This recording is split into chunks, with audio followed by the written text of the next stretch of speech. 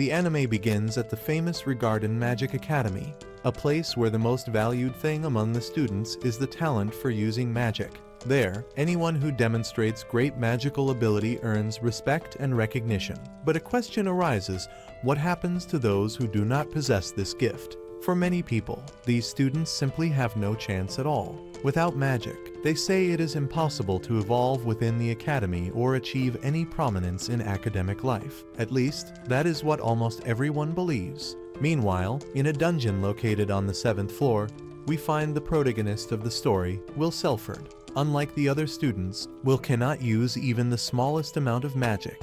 Even so, he faces monsters inside the dungeon to earn credits for the academy. In addition, he wants to prove to everyone that, even without magic, he is still capable of achieving results and continuing to study there. For him, the important thing is to show that he can move forward and succeed, even without possessing the ability that everyone considers essential. Next, the scene shifts to a classroom. The teacher Edward Serens is teaching magic to the students. During the lesson, he calls Will several times to come down to the front of the room and perform a practical test. However, Will is distracted while writing in his notebook and takes time to realize that he is being called. When he finally understands that the teacher is speaking to him, he immediately becomes discouraged, because he imagines that he will be forced to demonstrate magic in front of everyone.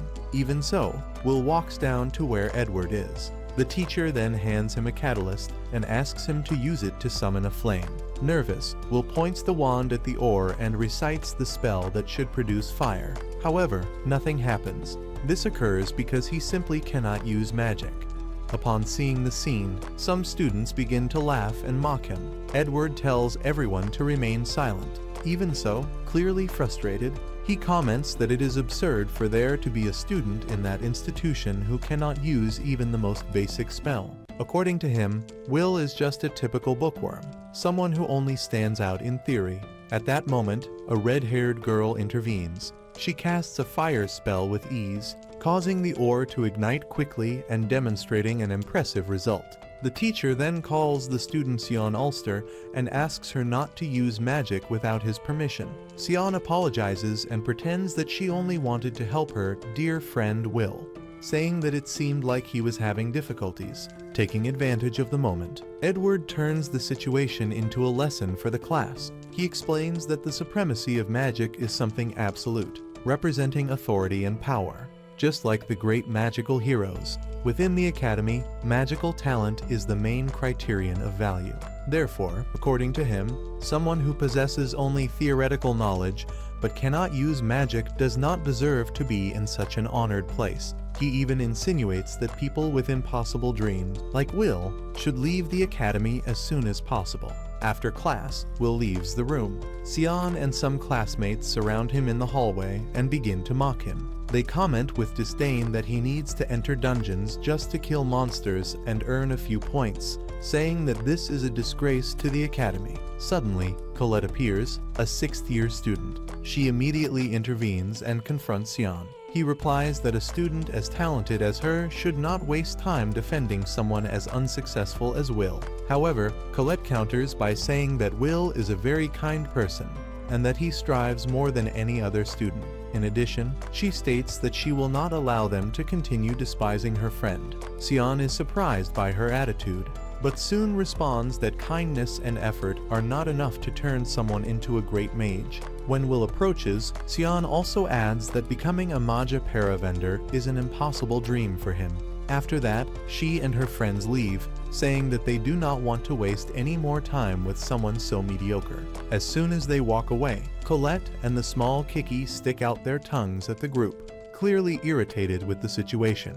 Next, they walk with Will through the castle corridors. Colette comments that he should not let himself be shaken either by Sion's words or by the attitude of Professor Edward, who should not have humiliated a student in that way. Will, however, admits that part of what they said is true. After all, he really cannot use any kind of magic. In addition, he comments that he even feels embarrassed for making a beautiful girl like Colette worry so much about him. Upon hearing this, Colette blushes slightly, but tries to hide it, pretending to be irritated. As she comes from a noble family, She says that she needs to maintain her posture and composure. Shortly after, she notices that Will seems lost in thought and asks what is happening. He replies only that he was admiring the beauty of the academy. The two then look at the sky, where the most powerful mages known as Magia Vander live, responsible for protecting the world. Will explains that, a long time ago, people knew nothing about the sky and the world lived immersed in chaos because of invaders coming from it. After much suffering, 5 great mages faced these threats and managed to drive them away. They sealed the sky using powerful magic and brought peace to the world. Since then, all mages share the same dream: to one day become a Magia Vander. While she continues looking at the sky, Colette asks if the woman with the ice staff is Albis, known as the Ice Maiden. Will replies that yes, and we see that she is sitting near a window, observing everything from above. At that moment, Will remembers the past. In a flashback, he appears playing with his childhood friend, the Elfaria. At that time, the two dreamed of becoming Magia Vander, so they could reach the sky and watch the sunset from there. Will became excited about Faria's dream, and the two promised that, when they grew up, they would achieve that goal together. But as the years passed, things changed a lot. Faria revealed an incredible talent for magic and ended up becoming the youngest Magia Vander in history. She left alone toward the blue sky. Meanwhile, Will followed a completely different path. He does not possess any talent and cannot use even a single drop of magic. Even so, he cannot forget that promise made when they were children. No matter how impossible it seems, Will continues fighting to achieve that dream, hoping that one day he will be able to stand by her side again. Soon after, the scene changes once again. Professor Warner is scolding Will for having returned to the dungeon without permission. In addition, he went alone all the way to the 7th floor, which is extremely dangerous. Will apologizes, but we soon discover that he does this mainly to earn credits. Taking advantage of the moment, he asks how many points he will receive for the monster he defeated. Warner becomes irritated when he realizes that this is the only thing that seems to matter to him, but replies that he will give 2 credits for the achievement. While he celebrates, an Academy staff member asks if he is still determined to become a Magia Vander. The man explains that, before reaching the Tower of Paradise, it is necessary to enter the Higher Institute. To do so, the student needs to accumulate many credits in 3 different areas: theory, practice, and spellcasting. Will is very good in the first 2, but he cannot earn points in spellcasting, precisely because he cannot use magic. Because of this, he would end up with only 7,200 credits, which makes it almost impossible to advance using only points obtained in practical battles, especially for someone who cannot use magic at all. Even after hearing all that, Will does not show the slightest intention of giving up. Warner, irritated, continues complaining to him and says that someone like Will should not even dream of becoming a Magia Vander. After all, he does not even know if he will be able to graduate, since in the last exam he did not earn any credits. In addition, there is an important test coming up next week, and to take part in it Will needs to gather certain points before the deadline. Upon hearing this, Will panics. He realizes that he has only 2 days to obtain the missing credits. Quickly, he begins reviewing his notes, looking for some monster he can defeat to complete the required score. As he analyzes everything carefully, Warner comments that there is a Baskerville on the 7th floor of the dungeon. According to him, that monster is probably waiting for someone like Will, a typical bookworm, to appear there and face it. Will become so excited by the information that he ends up hugging Warner in gratitude. The professor tries to break free, clearly uncomfortable with the boys' enthusiasm. However, without them noticing, Xian had been listening to the entire conversation. Upon understanding Will's plan, she decides to go to the dungeon first to defeat the monster before him. That way, Will would not be able to get the necessary credits and would end up being expelled from the academy. Some time later, Will heads to the dungeon accompanied by Kiki. He comments that defeating a wild Basker should not be so difficult, as long as he is careful with the creature's fire breath. Otherwise, he might end up like the boy who was burned alive the last time he faced one of those monsters. Meanwhile, Sion and some classmates are also searching for the monster in the same place. Lyril asks if he is sure that they should be exploring the 7th floor without authorization. Sion becomes irritated by the question and responds rudely, as if he were being treated like a fragile child. Even so, the group continues searching for the creature. During the search, Sion comments with disdain that he cannot stand the idea of someone who cannot use magic wanting to become a Magia Vander. Shortly after, when they were about to use magic to locate the monster more quickly, something unexpected happens. One of the boys is struck by a violent blow and thrown against the wall. Apparently, he met a very unpleasant fate. Lyril panics upon seeing that. Her screams echo through the dungeon corridors and reach Will's ears, who was in another area. Without wasting time, he runs toward the sound to find out what is happening. When he finally arrives at the location, Will realizes that only Sion is still standing. She is desperately fighting against a creature that is definitely not a Baskerville. In fact, it is a malevolent sentinel, a huge monster that carries a gigantic sword. This creature is worth 10 credits and has a level higher than 5. Hidden behind a wall, Will watches the scene and becomes confused. He wonders why a monster like that is on that floor of the dungeon, since it should appear only on much deeper levels. While thinking about it, he realizes that Sion's magic is having no effect on the creature. For a moment, Will thinks about leaving. He wonders if he really needs to save someone who has always treated him with disdain since he entered the academy. Sion has never done anything other than mock him. If he simply ran away, perhaps no one would find out. But then he remembers Elfaria, who always said that Will was a kind person, someone with a truly noble heart. Even knowing that he might not be that incredible, he decides to act because he wants to become someone worthy of her. Determined, he runs into the battle and interrupts the Sentinel's attack. Meanwhile, elsewhere, Edward finds Warner and tells him that Sion and 2 other students went to the dungeon. Since the place is enormous, Edward asks him to use his familiar to locate them on the 6th floor. However, Warner notices something different. They are on the same floor as Will. He then shows everything through his crystal sphere and tells Edward that there is no reason to worry, because Will is there as well. At that moment, Will continues facing the Sentinel. He manages to narrowly dodge several of the creature's attacks. Despite the monster's strength, its blows cannot hit Will, thanks to the boy's incredible speed. Sion watches everything, completely surprised. He cannot believe that this is the same Will he always called useless. On the other side, Edward is also shocked to see what is happening. Warner then explains that Will is a very unusual case. Even without possessing magic, he has an impressive physical strength, comparable to that of a dwarf.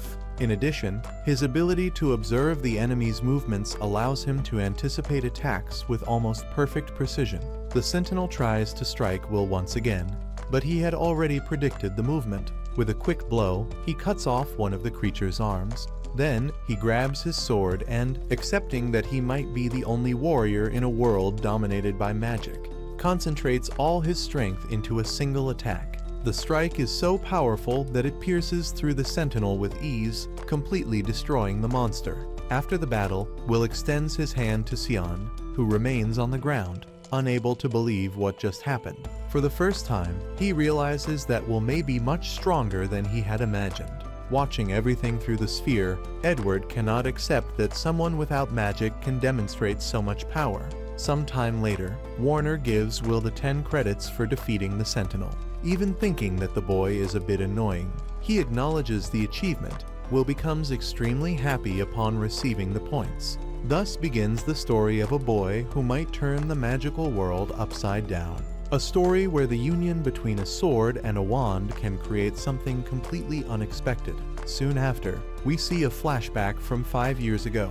At that time, Will was only 10 years old. Many students mocked him, saying that he only served as bait so that Faria could enter the academy.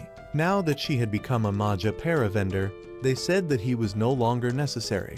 Some time later, Warner took Will to the principal's office so they could evaluate whether he could continue studying at the academy. The woman hands a knife to the boy and summons several magical seals at the same time. Without hesitation, Will reacts quickly and blocks all the attacks. Warner is left completely speechless upon seeing that. The principal laughs and says that, even without magic, that boy is extremely interesting. To her, it is as if Will were trying to use a sword in place of a wand. With tears in his eyes, Will asks if, by studying at the academy, he could one day climb the tower and reach Faria. The principal replies that if he continues to be fast, determined, and with a strong will, perhaps that may become possible. Full of hope, Will leaves the office believing even more in the dream of becoming a Magia Vander. After he leaves, the principal comments to Warner that she feels sorry for the boy, since he does not have a magical guardian. Everything depends only on his own efforts. Even so, she wants to see how far that story can go. Back in the present, Warner explains once again how someone can become a Magia Vander. The first step is to enter the higher institute, where only the best are accepted. There are two main ways to achieve this. The first is to create a new type of magic, something completely original. The second is to gather 7,200 credits during studies at the lower academy. Since almost no one is able to create a new form of magic, most students try to reach the second path. Even so, Warner reminds everyone that many students cannot even graduate. Because of that, no one should talk so early about entering the higher institute. Right after saying that, he surprises the class by announcing an extra practical lesson. For Will, and for many other students, the real challenge is only just beginning. After the difficult class finally ends, Colette finds Will in the academy corridors. She comments that he no longer has many credits left to earn in the theoretical subjects. Will replies that this happens because he always fails in the spellcasting part, but that does not mean he will give up. On the contrary, he states that he will keep trying. In addition, he says that he has a lot of respect for Professor Warner, since not every teacher would take the time to offer extra classes to help students. Many would simply leave the students to deal with their difficulties on their own. Colette agrees with him and comments that Edward, for example, certainly would not do something like that. While they talk calmly, some students pass by nearby, excitedly commenting that Sion defeated a malevolent sentinel alone, which is worth 10 credits. In reality, Lyral is spreading this false story to improve Sion's reputation. He knows that it is not true, but remains silent. Instead, he keeps thinking about what really happened and how Will, someone who cannot use magic, was the one who defeated the monster. At that moment, Will walks right in front of them. As soon as he sees him, Sion feels the urge to attack him immediately. However, Colette steps in front and prevents any conflict. Unable to do anything, Sion ends up walking away, frustrated. After he leaves, Colette asks Will if something happened between the two of them. Will replies that yes, but assures her that it was nothing important. Next, the scene changes. Edward appears talking to the headmistress Cauldron. He demands that Will Serfort be expelled from the academy immediately. Cauldron asks what would be the reason for such an extreme decision. After all, Will is already in his final year, and expelling him now would not make much sense. Edward insists that the academy was created to train mages, not warriors. For him, it is unacceptable that someone incapable of using magic can surpass the other students. Clearly irritated, he shows a certain envy of the situation. Cauldron then opens a book with Will's records and shows his excellent grades in theoretical exams and in several academic reports. According to her, these results are quite impressive. She explains that if they ignore the fact that he cannot use magic, Will could be considered an excellent student. Perhaps he cannot become a Magia Vander, but he could still follow other important paths, such as becoming a magical craftsman, a healer, or taking on other roles within the magical world. For Cauldron, the academy should form scholars prepared to face the future. Edward replies that all of that may sound good in theory, but Will does not want to become a simple academic. He wants to be a Magia Vander, and that is exactly what makes everything so problematic. Realizing that the discussion is dragging on too long, Cauldron suggests a solution. She proposes that Edward conduct a personal test with Will. That way, he could prove that the boy is incapable of achieving that goal and then decide on his expulsion. Edward immediately accepts, smiling with confidence. Unlike Warner, he does not intend to show any mercy. After leaving the room, he seems completely satisfied.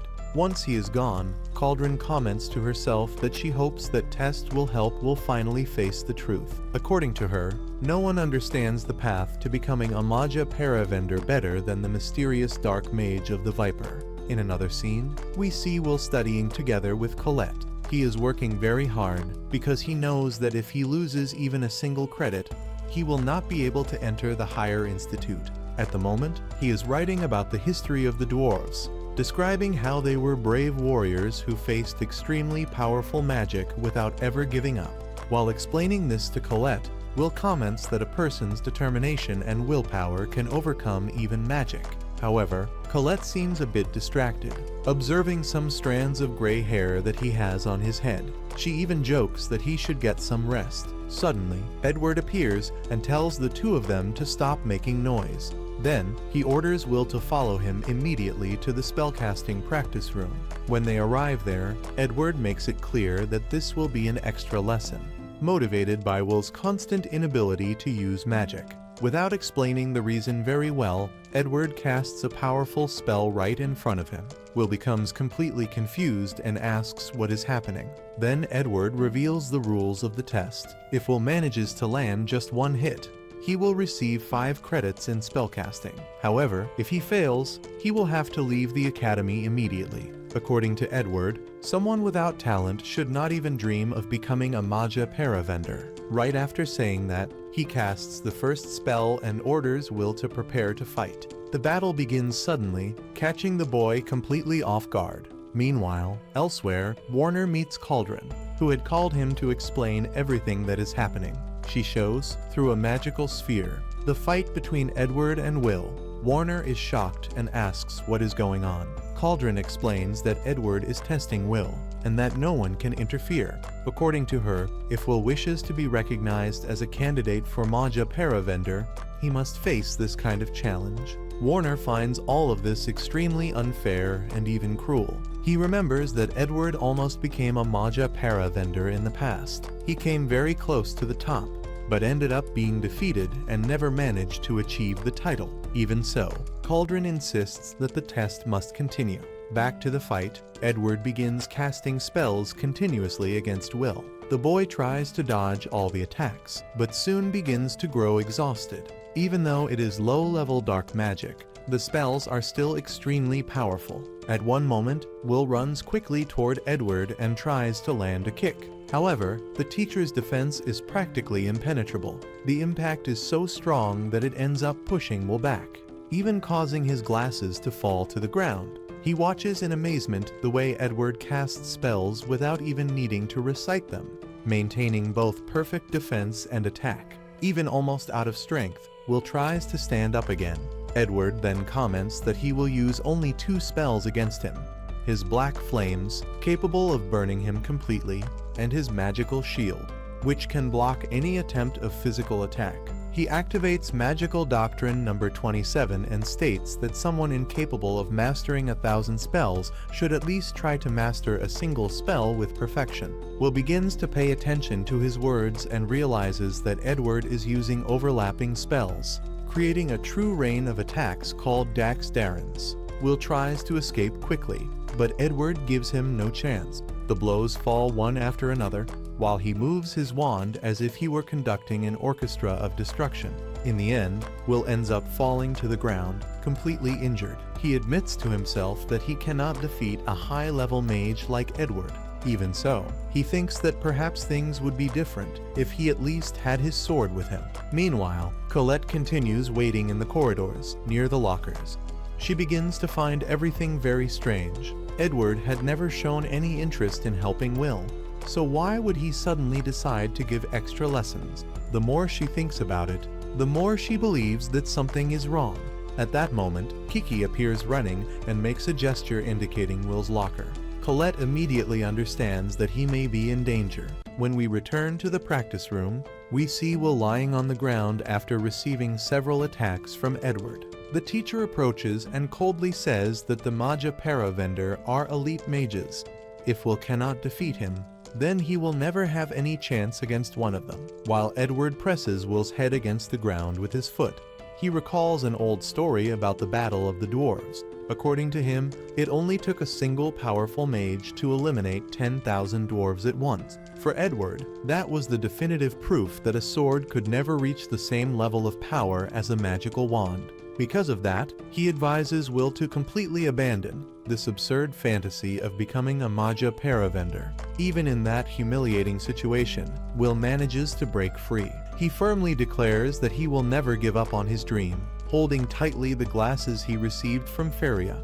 He states that all he wants is to fulfill the promise he made to Elfaria. The only reason he continues fighting is to be able to stand by the side of the person he loves. Edward becomes outraged upon hearing that and asks, with disdain, if something as simple as love is really what motivates Will to try to reach the top of the magical world. Will replies that yes, even if the path is difficult and everyone considers it ridiculous, he will continue moving forward until he can reach the one he loves and watch the sunset by her side. At that moment, Colette arrives running, desperate. Without thinking twice, she throws Will's sword in his direction. He catches it in the air and stands up with determination, preparing to face Edward once again. For Edward, using a sword in a fight between wand users is something completely absurd. Even so, he responds by releasing another dark magic spell. What he did not expect was that Will would manage to cut through that magic using the Sword of Moria. Irritated, Edward releases an even greater explosion of power. Will feels the true terror of the 1,000 black flames surrounding him. The energy released is so intense that he clearly realizes the enormous gap that exists between him and a true Magia Vander. For a moment, he feels the urge to run away. However, he knows that he cannot retreat. Determined, Will breaks through the barrier of flames and advances once again toward Edward. Colette shouts, asking the teacher to stop, but Edward continues attacking with everything he has. Even so, Will keeps moving forward step by step. As he runs toward the enemy, he remembers once again the old story of the dwarves. He states that that battle was not as Edward described. Among the dwarves there was a warrior named Garrett, who continued fighting even after all the others had fallen. Despite being alone, he managed to land a blow against the enemy mage. Garrett's feat was so impressive that even the mages themselves recognized his courage. Inspired by that story, Will decides to prove that a sword can also cut through magic. In the next instant, he leaps with all his strength. The sword pierces through Edward's magical barrier and destroys his defensive shield. Will manages to reach the teacher and touch his hand, leaving only a small scratch. Edward immediately steps back, furious. Even so, he admits that Will fulfilled the condition. He managed to land a hit, and therefore earned 5 credits in spellcasting. Shortly after, Will collapses to the ground completely exhausted, and Colette runs to help him.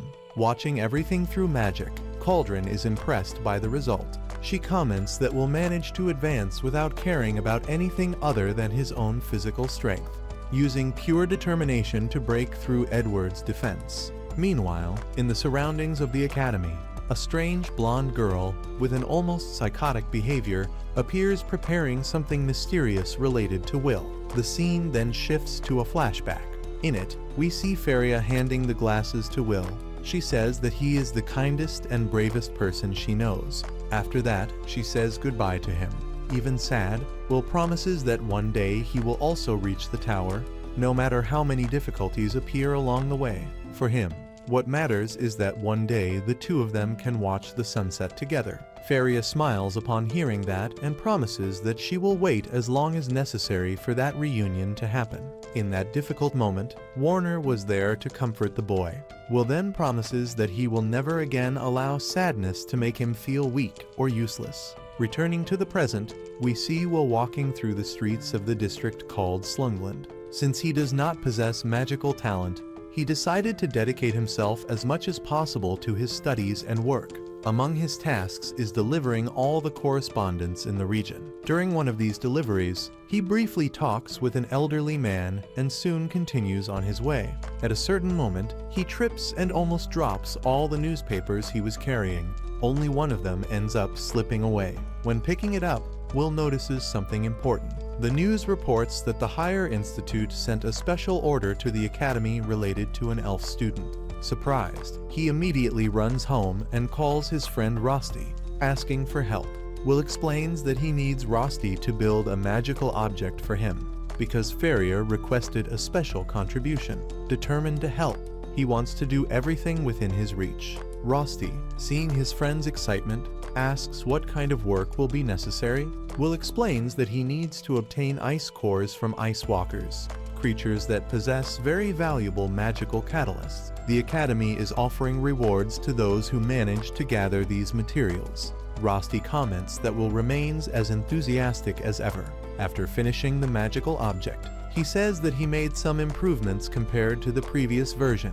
Will thanks him and already prepares to run off again. But before he leaves, Rosti notices that Will is so excited that he forgot to eat. So he places a piece of bread directly into his mouth to make sure he has enough energy. In another scene, we learn more about the history of magic. One of the great pioneers of the magical world, Queen Mercedes, taught that all magical knowledge originates from dungeons. According to her, true mages must use their wisdom to explore these places, discover the unknown, and acquire new knowledge, because everything in the world is connected. Soon after, we see Will and other students exploring the 4th floor of the dungeon while carrying out the mission to help Feria. In another area of the place, Sion is surrounded by students who praise him. They watch in amazement as he defeats several ice walkers using magic. Despite receiving all that admiration, Sion cannot feel satisfied. He keeps remembering Will's surprising strength and how he was saved by him during the fight against the malevolent sentinel. Meanwhile, Will decides to advance even deeper into the dungeon. He knows that if he takes too long, other students may collect all the materials before him. Suddenly, he encounters some strange monsters along the way. The creatures look like aggressive penguins, so he starts calling them demon penguins in his mind. They were about to attack a student when Will appears. With a few quick movements, he defeats the monsters and takes control of the situation. The girl watches in surprise as she realizes that that academy student is using a sword, not a wand. She thanks him for the help and introduces herself as Iris Churchill, a 4th-year student. Meanwhile, elsewhere, Warner explains to his students that creating a new type of magic is the greatest achievement possible for a mage. Anyone who accomplishes this automatically advances toward the Tower of Paradise. In addition, new spells are often named after their creators or associated with something that represents them. A famous example is the dark magic spell Dax Darwikins, whose name comes from the ancient mage known as Darbinsons, the firefighter. Warner continues explaining that if any student manages to create a new spell, their name will likely be remembered in history forever. However, everyone there knows that this is much easier said than done. Inventing an original form of magic is extremely difficult, almost impossible for most mages, and therefore this path to success seems very far from reality. At that moment, a girl raises her hand and asks if the elven mage who appeared in the newspaper is really as powerful as they say. Warner responds with complete honesty that yes. He explains that she is on a completely different level from the rest of the mages. After all, there has never been anyone capable of creating 12 original spells on their own. For him, that alone would be enough to place her among the greatest mages who have ever existed. As soon as he finishes speaking, the students begin whispering, impressed by the magnitude of her talent. Among them is a curious boy who, by coincidence, looks a lot like Feria, and he listens to the conversation attentively. Meanwhile, Colette comments that Will's childhood friend really is an incredible person. In addition, the entire academy is being stirred because of the mission she requested. A classmate next to her notices that Colette seems a little jealous when talking about Elfaria and says that this is completely normal. After all, someone so extraordinary could easily attract all of Will's attention. Colette feels embarrassed upon hearing that.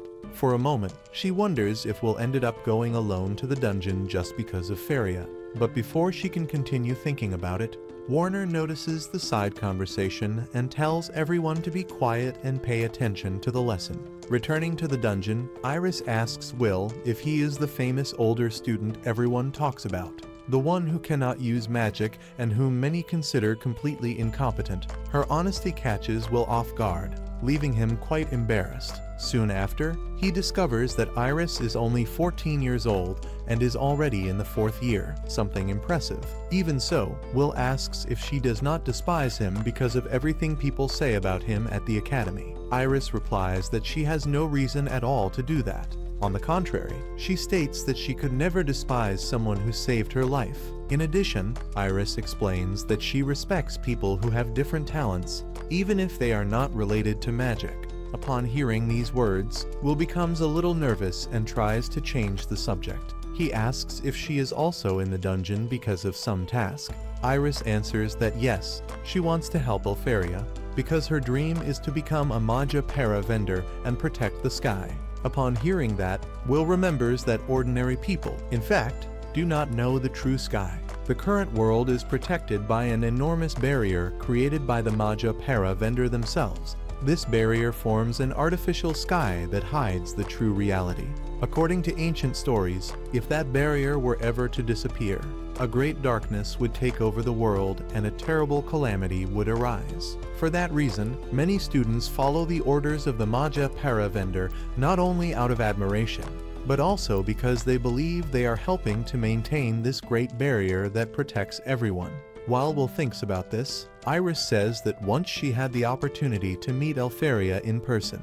She explains that, on that occasion, she was trapped inside a dungeon, completely surrounded by monsters. When she thought she had no way out and was going to die, Elfaria suddenly appeared and saved her life. For Iris, that moment was like seeing a goddess descending from the sky. She speaks with great excitement about that moment and says that she hopes to be able to see her again someday. While the conversation continues, Will is looking for signs of the Ice Walkers. He explains that these creatures usually leave trails of ice fragments on the ground, normally measuring between 1 and 10 millimeters. However, upon observing the ground more carefully, he finds a piece of ice that is more than twice the normal size. This indicates that there is probably a much larger monster in that cave. Upon hearing that, Iris becomes frightened. She suggests that maybe it would be better to retreat, since facing something of that size would not be a good idea. However, Will enters the cave without thinking twice.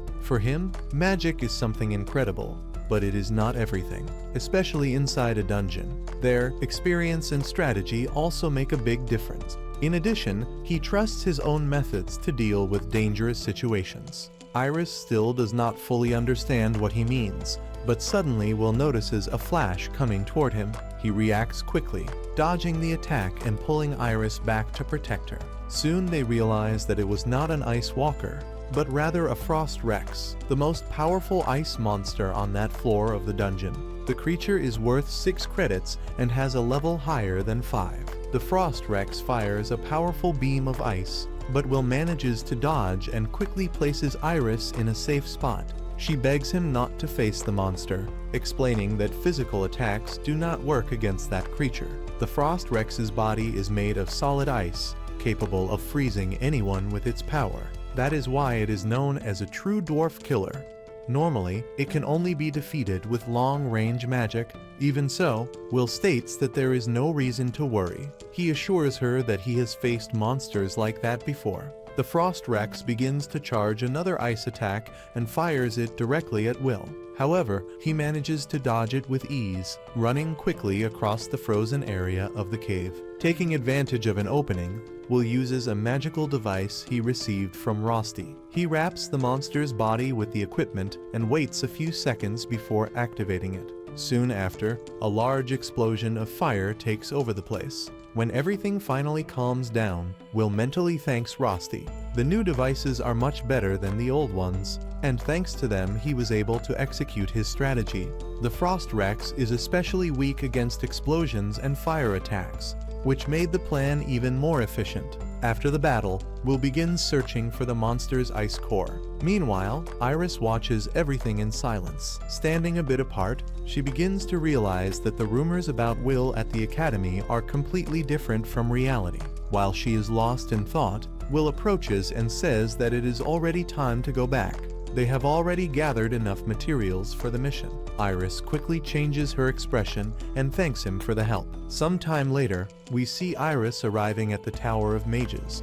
As she walks, she thinks that Will, even without magic, makes up for it with creative attacks, using magical devices and his incredible physical strength. In addition, he demonstrates a great combat instinct and a lot of experience inside dungeons. Upon reaching her destination, she fixes her hair, removes her glasses, and knocks on a large door, asking permission to enter the room of the Magia Vander. As soon as the door opens, we find several of them gathered: Cariat Incendia Wisman, Cortius, Eleanor, and Elfaria Alvisford. Cariat allows Iris to speak, since at that moment they were only participating in yet another rather boring meeting. In addition, everyone there knows that if the barrier protecting the world were broken at that instant, the entire world would be lost. Soon after, Co and Eleanor begin to discuss what may happen in the future. They know that the celestial inhabitants observe everything from the sky, and that, at the moment, they do not have enough strength to face them. Because of this, they believe it will be necessary to find new promising talents before the day of destiny, as they cannot allow the prophecy to become reality. At that moment, Iris, or rather Watcher, as Co usually calls her, comments that during her time at the academy she found someone very interesting. It is Will Serfort, the magicless student everyone talks about. After observing him carefully, she believes that the ideal would be to allow him access to the tower. The proposal, however, is rejected almost immediately by Cariat and Eleanor. Even so, Co comments that the idea seems amusing, and Faria also shows agreement. Eleanor, in turn, makes it clear that she is against it. She does not like the idea of surrounding herself with people she considers inferior. In response, someone states that, to him, the most important thing is that each person can be useful. The conversation begins to grow tense, and the tension among them increases. But Cariat interrupts the discussion before it escalates. He advises everyone not to make hasty decisions. Soon the great magical festival will take place, and after seeing the participants' results, they will be able to decide more calmly. After all, only the most capable will be able to reach the top. After that, everyone begins to leave the place quickly, with the exception of Faria. Taking advantage of the moment, Iris approaches and comments to her that the young man she mentioned is truly someone very interesting. Faria responds with a slight smile. Then, upon summoning a magical core, she says that Will is waiting for her with great anticipation. Some time later, the academy students prepare to begin the final test. The exam consists of facing several steel golems, creatures controlled by magic. The objective is simple: defeat them and demonstrate combat ability. As soon as the test begins, one of the first to destroy his opponent is Sion, using his powerful green fire magic. Shortly after, Serfort and Colette take action. Colette uses her earth magic to guide her attacks with precision. As a result, Sion finishes the test with 9,889 credits, while Colette reaches 7,340. After them, it is Will's turn. He faces his steel golem and engages in a very difficult battle. When he is finally about to defeat it, an arrogant student comments out loud, asking why someone like Regarden would be fighting using only his fists instead of using a wand like everyone else. This comment ends up distracting Will for a moment. Because of that, he receives a strong blow from the golem and is thrown far away. In another part of the field, two impressive students enter the scene: Lehana Owens and WHTNL Lendor. Lehana masters lightning magic, while WHTNL controls wind magic.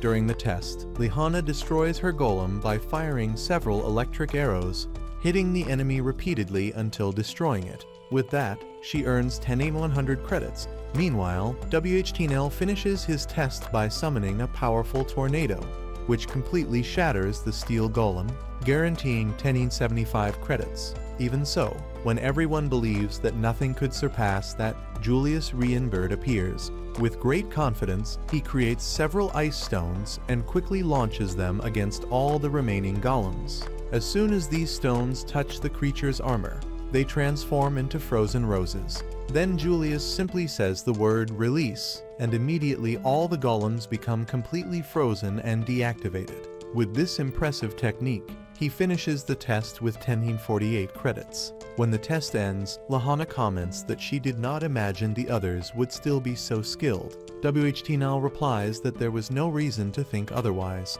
He also says that she does not need to worry, as soon they will all be celebrating her promotion within the academy. At that moment, Julius approaches them and throws an ice rose. Almost as if he were declaring war, he states that now he will be able to defeat them using his new secret technique. Even so, the Hana and WHTNL are not intimidated. Combining wind and lightning magic, they easily destroy the small frozen rose. These 3 students are the only ones who manage to surpass the mark of 10,000 credits, which is not a surprise to anyone, since it practically confirms their promotion to the Higher Institute of Magic. Meanwhile, Will watches everything from afar. Upon seeing those results, he begins to think that perhaps he does not have enough credits to graduate, much less to enter the Higher Institute. After all, credits serve as proof of each student's strength. Up to that moment, Will has only 5 credits, and that is his final year at the academy. Thinking about that, he ends up feeling discouraged as he walks. His friend Kiki tries to comfort him, but suddenly Julius, who is passing nearby, snarls with disdain and tells Will to get out of the way. Next, the scene changes. Will and Colette are sitting while eating together. Suddenly, Colette stands up abruptly and says that maybe there is still a chance that someone might want to recruit him. But she also states that he needs to be realistic. Reaching the Higher Institute with only theory and physical effort will not be enough. Even so, she remembers that there has already been a case in which a student with less than 7,200 credits ended up being recruited. Despite that, Will remains worried. After all, that year the Great Magic Festival will take place, and all the students want to stand out by showing their best spells. This festival takes place at Regarden Academy every 2 years. During the event, several competitions are held. It is at this moment that the High Mages of the Tower observe the participants to evaluate their abilities and choose possible candidates. Colette then explains that, in the end, everything comes down to duels between the Tower factions, where it is decided who will be chosen and who will be left out. These factions are Torsius Phase, the Lord of Lightning; Liffin, the Sacred Elf; Albis; Vina, the Ice Maiden; Barum, the Emperor of Flames; and finally Mysteria's Noah, the Sovereign of Light. Each of these factions is led by a powerful magic wielder. If a student is chosen by one of them, they will have direct access to the tower. Even so, Will remembers that it is not simple to ignore the normal graduation process and be recruited directly. For that to happen, the student would need to demonstrate extraordinary magic, capable of impressing even a great mage. Colette, however, comments that there are rumors about another possibility. They say that during the Great Festival, observers also appear, people responsible for searching for special talents for the tower. While the two are talking, Iris passes very close to them. She hears part of the conversation and watches them with a curious smile. Will then states that he does not intend to draw attention at the festival. He prefers to work behind the scenes, helping with the organization of the event. Colette insists that he should participate, saying that if people saw him fighting, they might change their opinion about him. Will thanks her for the concern, but believes that, in his case, the festival would be like participating in a regular sports event. For him, it would not make much difference. He remembers that he already had a bad experience during his second year, when he ended up failing in front of everyone. At that time, several students at the school began to mock him and treat him poorly. After recalling all that, the two remain there, reflecting on what may happen in the future. As they walk, Will and Colette observe other students training. Some practice creating magical creatures, while others try to summon spiritual guardians. Seeing all that movement leaves Colette quite excited, as this festival seems very different from the previous ones. This time, it will not be only the tower observers who will be present. Recruiters from various capitals will also attend the presentations. This means that even if some students are not chosen for the tower, they might still find other opportunities in different places. Because of that, Colette believes that no one should miss the chance to show their abilities. The problem is that, for Will, the situation is complicated. He does not possess magic, so he has no way to demonstrate anything in that type of competition. Even so, Colette ignores the detail for a moment and approaches some old lockers nearby. They are protected by a very well-hidden magical barrier, equipped with an inhibitor and a sound dampening system. Someone with magic could break it by force, but Colette prefers to use Kiki. The small creature uses the magical stone on its head to locate the hidden barrier and carefully undo it. After they manage to open the access, they find a hidden staircase. Upon hearing noises coming from the lower floor, they decide to go down quickly. Down there, they find several academy students gathered, participating in a clandestine betting system. They are placing bets to try to predict who will win or lose during the magic festival. Nearby is Sion, accompanied by his group of arrogant friends. As soon as he notices Will, he immediately prepares to provoke him as usual. But, to his surprise, Colette steps in front and points her wand directly at his face. She threatens him firmly, making it clear that she does not want any kind of trouble. She also warns that if he bothers Will again without reason, she will truly become angry. At that moment, Will asks why Sion is participating in illegal betting. The answer he receives is simple: it is none of his business. Even so, Sion's own classmates end up unintentionally revealing that he is only there because he heard some students commenting that there is a big difference in power between him and the 3 strongest students at the academy. What really bothers him is seeing everyone talk about them while completely ignoring his presence. Irritated, Sion begins to shout that he spent an entire month in silence, training to rebuild his reputation. He states that he is not worried, because the others only have an advantage in theory, while in real magical ability he can still surpass them. He also says that they have not yet managed to defeat him, and that it will never happen.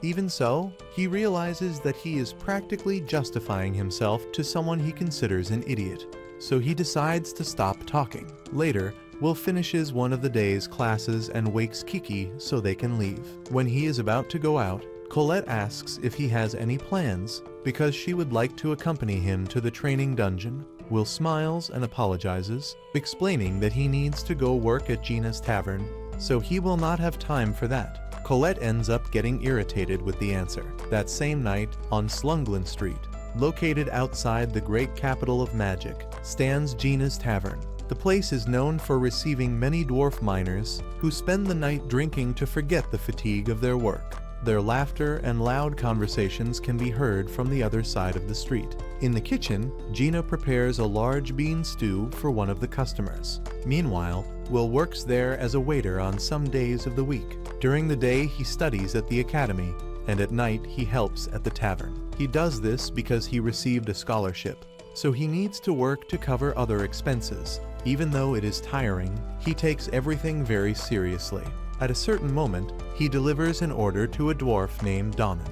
The dwarf comments that the magic festival is about to begin, and says that maybe Will could get some kind of financial help by participating. Will replies that he cannot compete, but Gina immediately scolds him. She says that he should talk less and work more, and also follow the example of his colleague Rosti, who is working with great enthusiasm. Soon after, Will begins to clean a huge pile of dishes. With some difficulty, Rosti tries to cheer him up, saying that he does a great job, especially considering that he is someone who does not possess magic. Since they are roommates, Rosti states that he will always do his best to help him. After finishing almost all the tasks of the night, the two begin washing the dishes so they can finally leave. During the conversation, Rosti remembers that dwarves usually do not pay very well. He suggests that maybe Will could talk to Professor Warner, who might be able to get him a better job.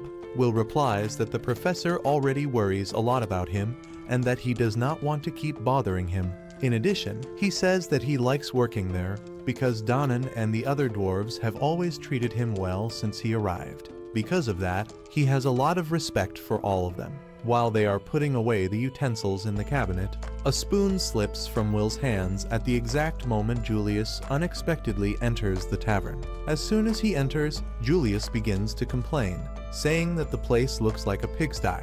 When he notices Will, he starts mocking him, calling him an idiot and saying that he fits perfectly in that place full of barbarians smoking cigars. Upon hearing that, Donnan stands up angrily, but a friend holds him back to avoid trouble. Even so, Julius continues provoking them. He states that dwarves are merely members of an inferior race and that they should be grateful for being able to live in that country thanks to the compassion of others. While he speaks, Will remains silent, continuing to organize the utensils. At the same time, he remembers everything that happened when the celestial inhabitants destroyed the dwarves' kingdom, forcing many of them to flee to other places. Since then, both elves and dwarves have suffered prejudice in many places, and there is a very clear rule.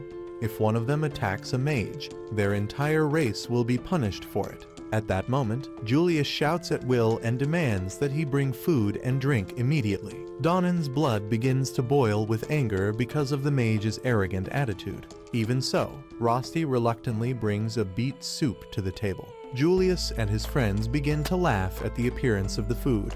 They mock the dish, the tavern, and also the dwarves. Then Julius shouts that everyone there is nothing more than little demons who should leave that country. At that instant, Will's patience reaches its limit. He takes off his apron and walks straight to the table. Rosti tries to stop him, but he has already reached Julius. Firmly, Will demands that he take back what he said about the beans. He explains that that dish represents the knowledge and effort of the dwarves, who cultivate their food with great hard work, even under the most difficult conditions. He states that it is not something that anyone should ridicule simply for amusement. The entire tavern falls silent. Gino watches the scene carefully. Julius responds with disdain.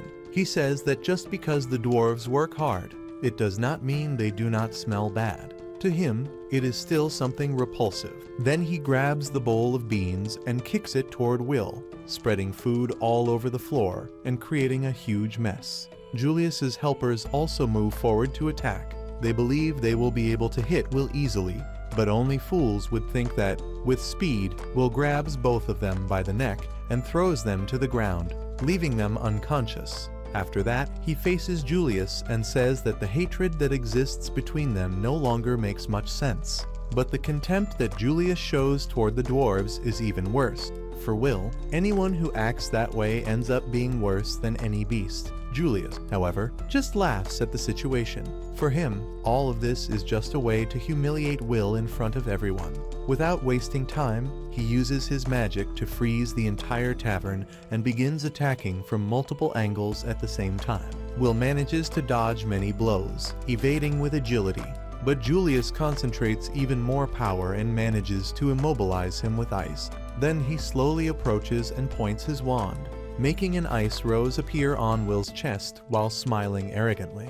At that moment, Donan shouts for Julius to stop before he crosses all limits. When Julius prepares to freeze Will completely, he notices the boy's firm gaze. That expression makes him change his mind. It seems that simply leaving him trapped in ice would not be enough. Then Julius decides something else. He points his wand at Will and orders him to participate in the Great Magic Festival. His intention is simple. He wants to humiliate him in front of the entire academy. Will manages to break the ice quickly and pulls the wand from Julius's hand by the tip. Donan asks both of them to stop immediately, but Rosti realizes that it is already too late to avoid the confrontation. Julius declares out loud that he will win and destroy everything that Will has built within the academy. Will accepts the challenge, but sets one condition. If he wins, Julius will have to apologize to Donan and the other dwarves. Sometime later, the day of the Great Magic Festival finally arrives. As the students gather, Calderon addresses everyone and gives a brief speech. He encourages the students to do their best, to use all their potential, and to never use their abilities for evil.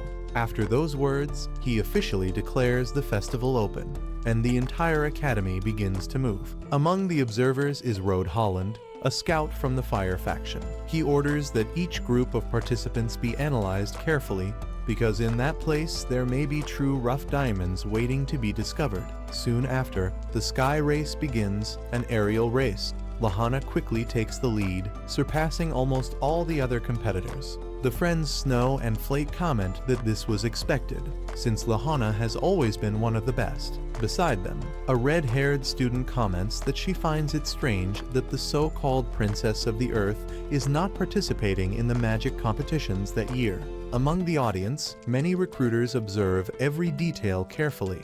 All of them want to find new talented mages to take to the tower. This happens because, during the festival, mages from different places compete to recruit the most promising students. Meanwhile, Miss Perfect continues to demonstrate her impressive skill. She maintains her position and ends up breaking a new academy record, winning her second consecutive sky race and surpassing previous champions by a wide margin.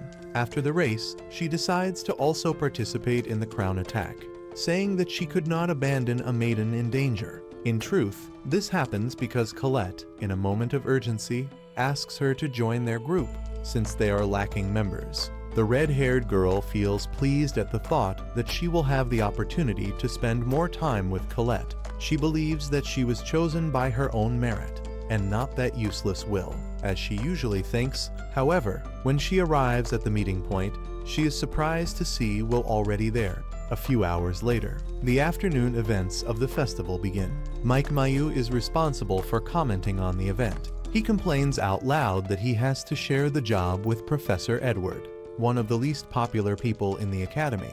Mike says that he will have a major headache working with someone like him.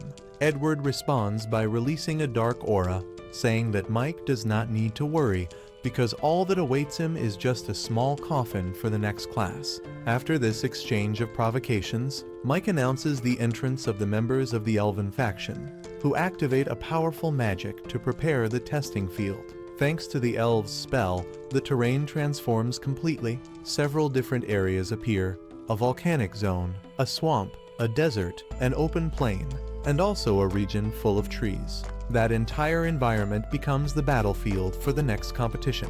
Unlike the other tests, the crown attack is contested by teams of 3 people. The groups start at the edges of the field and need to advance toward the central stadium, where the crown is located. But the path will not be simple. In addition to the natural obstacles, the professors have also placed several traps throughout the terrain to make the challenge even more difficult. Furthermore, participants can directly interfere with other groups, hindering their opponents. Because of that, this test is considered the most chaotic of the entire festival, practically a free-for-all battle among the students. Edward explains that the objective of the event is to encourage teamwork and test the students' ability to deal with unexpected situations. According to him, the best way to approach it is to imagine that they are exploring a dungeon full of dangers. Mike interrupts by saying that the most interesting part will be observing the spells of the strongest students in the academy, even though it is something that should remain secret.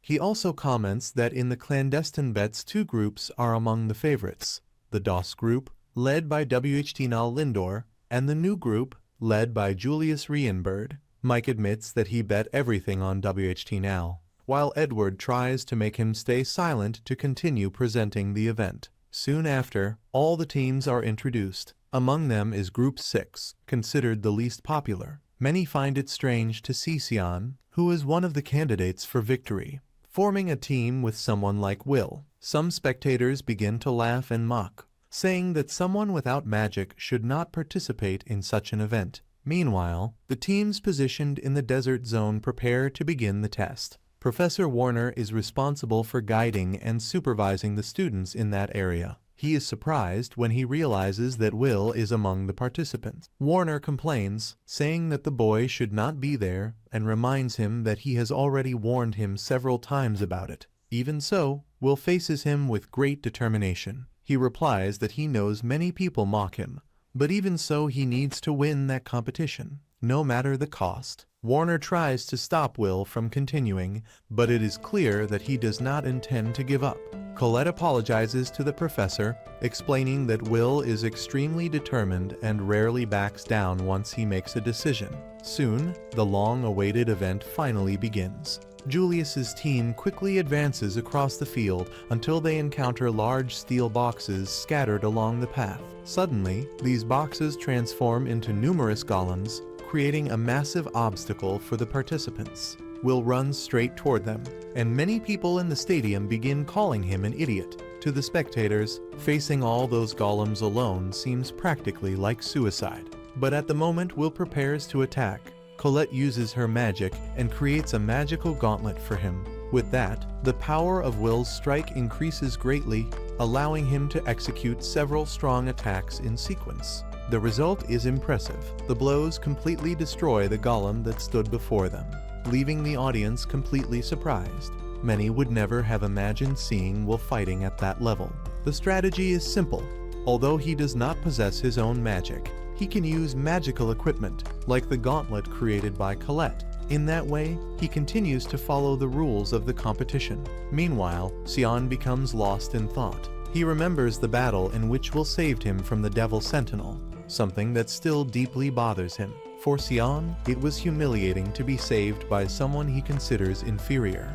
After that episode, he tried to become stronger to erase that shame. But now Will manages to take the lead in the race. The objective of the test is to reach the crown located at the center of the field first, and Will's group is ahead as they enter the desert zone. Suddenly, other iron boxes appear, different from the previous ones. They rise quickly into the air and begin launching magical projectiles at the students on the ground.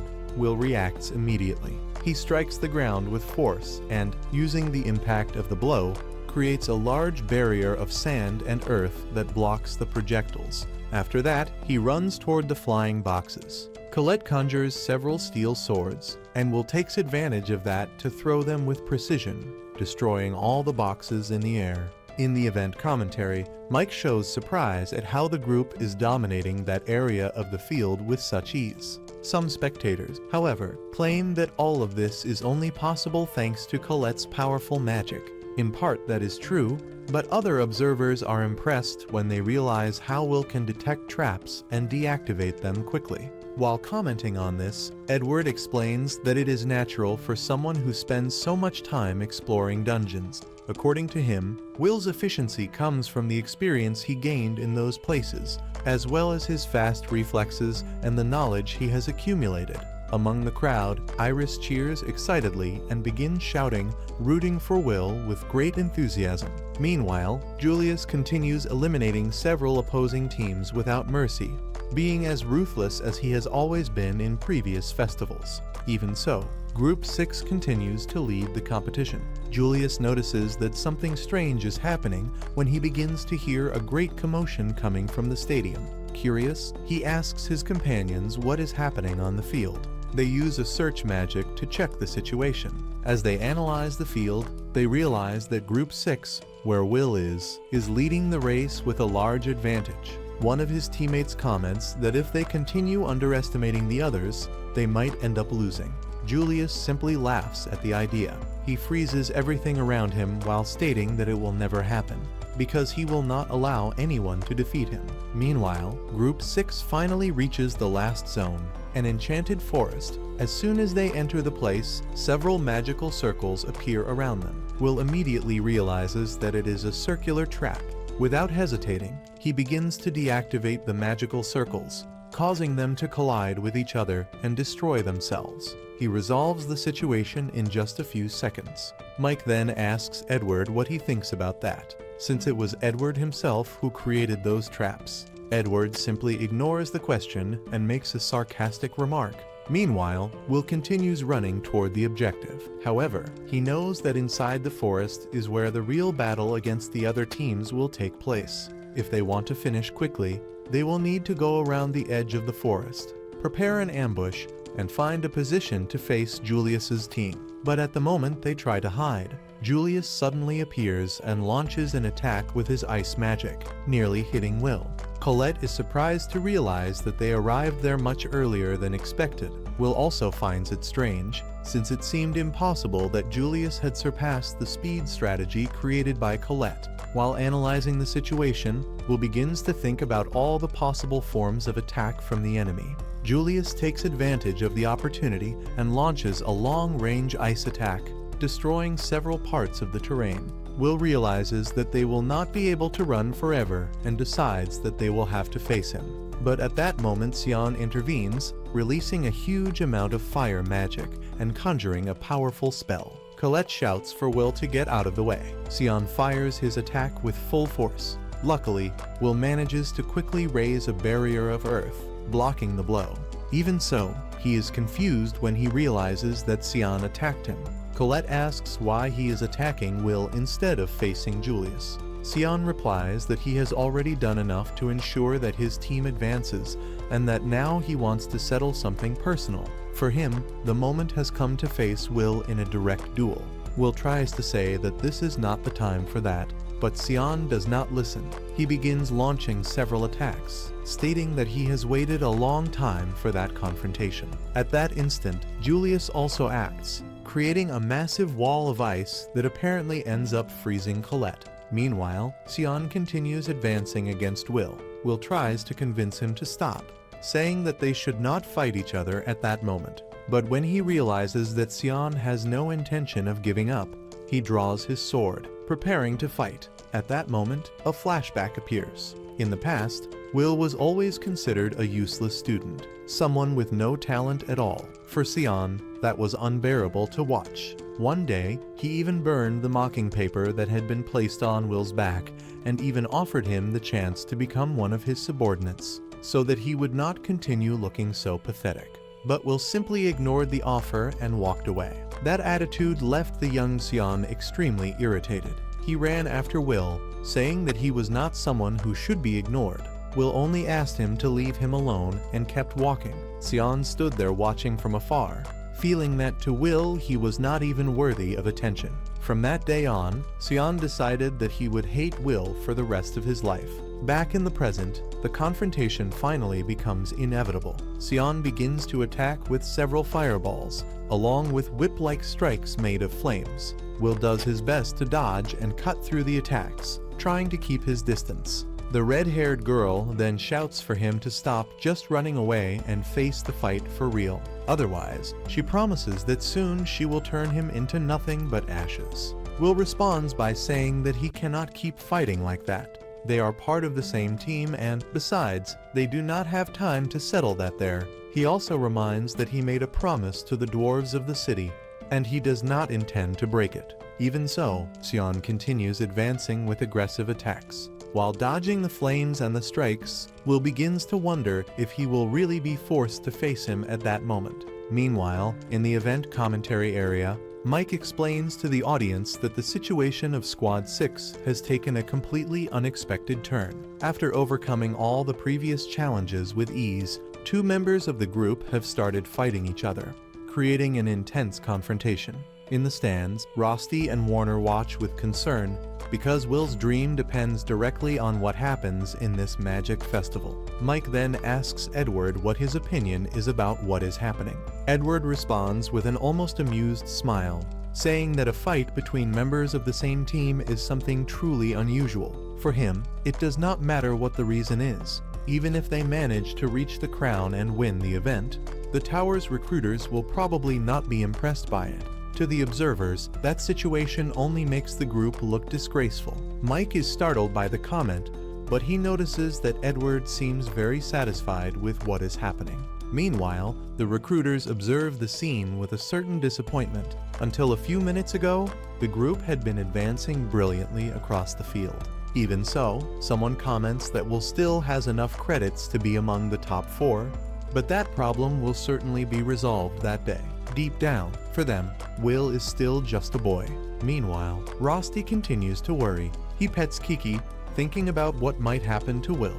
Suddenly, Iris sits beside him and begins to cheer excitedly for Will. Rosti finds that strange because he did not expect her to be supporting Will. On the contrary, he imagined she was the type of person who preferred to support the more popular students, especially someone like Sion. Iris explains that, at first, Will did not attract much of her attention. However, someone talked about him, and since then she began to take interest. Now she is so excited that she even bought a small dagger-shaped keychain similar to the one Rosti uses, just to show her support. Rosti feels happy upon hearing that. After all, no one admires Will more than he does, as his roommate. Meanwhile, in another part of the field, Colette manages to escape from the explosion caused earlier. She continues dodging Julius's attacks, trying to return to help the two who are still fighting. Julius then provokes Colette, saying that she should stop running away or she might lose the title of Princess of the Earth. Colette immediately becomes irritated and warns him never to call her that again. She tries to escape once more, but Julius continues attacking. In the end, he manages to trap her in a snare and summons a purple lightning strike, attempting to finish her. Meanwhile, several students watch the event through observation spheres spread across the academy. They become confused when they notice that Julius appears in several different areas at the same time. Soon they understand what is happening. Julius is using an advanced cloning magic technique inspired by the abilities of the Magia Vander, creating copies of himself to delay all the participants. Mike celebrates excitedly when he sees Whitnell destroying one of those copies. However, his excitement has nothing to do with academic pride. In truth, he bet all his savings that Whitnell would win the festival. At another point in the academy, at the top of one of the towers, stand Philvis, Chalia, and Lafilla Farides, assistants of the Elven faction. Philvis says that he would like to leave, as he considers that festival extremely noisy and annoying. But Chalia responds that they cannot simply leave. After all, the event also exists to inform the inhabitants of Paradise, and everything must be reported to Lady Eleanor. Meanwhile, on the battlefield, Will continues dodging Sion's attacks. He begins to wonder why Sion seems so obsessed with him. Since childhood, Sion has always intimidated him and interrupted everything he tried to do. Will never understands the reason for that. He knows that many consider him a failure, but all he wants is for Sion to simply stop chasing him so that he can follow his path in peace. His objective is clear: to reach the tower and reunite with Elfaria. Sion continues attacking without stopping. Suddenly, he recites a powerful spell and summons a great Gardener's falcon, a guardian formed from flames. Will is surprised when he realizes how much Sion has evolved in such a short time. Soon, the falcon dives toward him. Will leaps into the air and tries to cut its wings with his sword, planning to bring it down and then attack directly. But he notices something unexpected. The falcon's wings regenerate immediately. Then Will understands that, to defeat it, he will need to destroy the Guardian's magical core. At that moment, the falcon unleashes a massive burst of fire. Will blocks the blow using his magical gauntlet while thinking of a way to get closer. Unlike many guardians, which only protect their summoners, that falcon attacks relentlessly. In the event commentary, Mike is completely impressed by the intensity of the battle. Even Edward seems surprised when he realizes how much Sion has evolved. To him, the boy is already above the level of an ordinary student. Among the observers, a man named Rod is also impressed to see someone so young using an advanced fire spell and still summoning a guardian with such precision. His assistant explains that this is Sion Ulter, heir of the Ulter House, a family famous for its fire magic. Rod comments that, although Sion has great potential,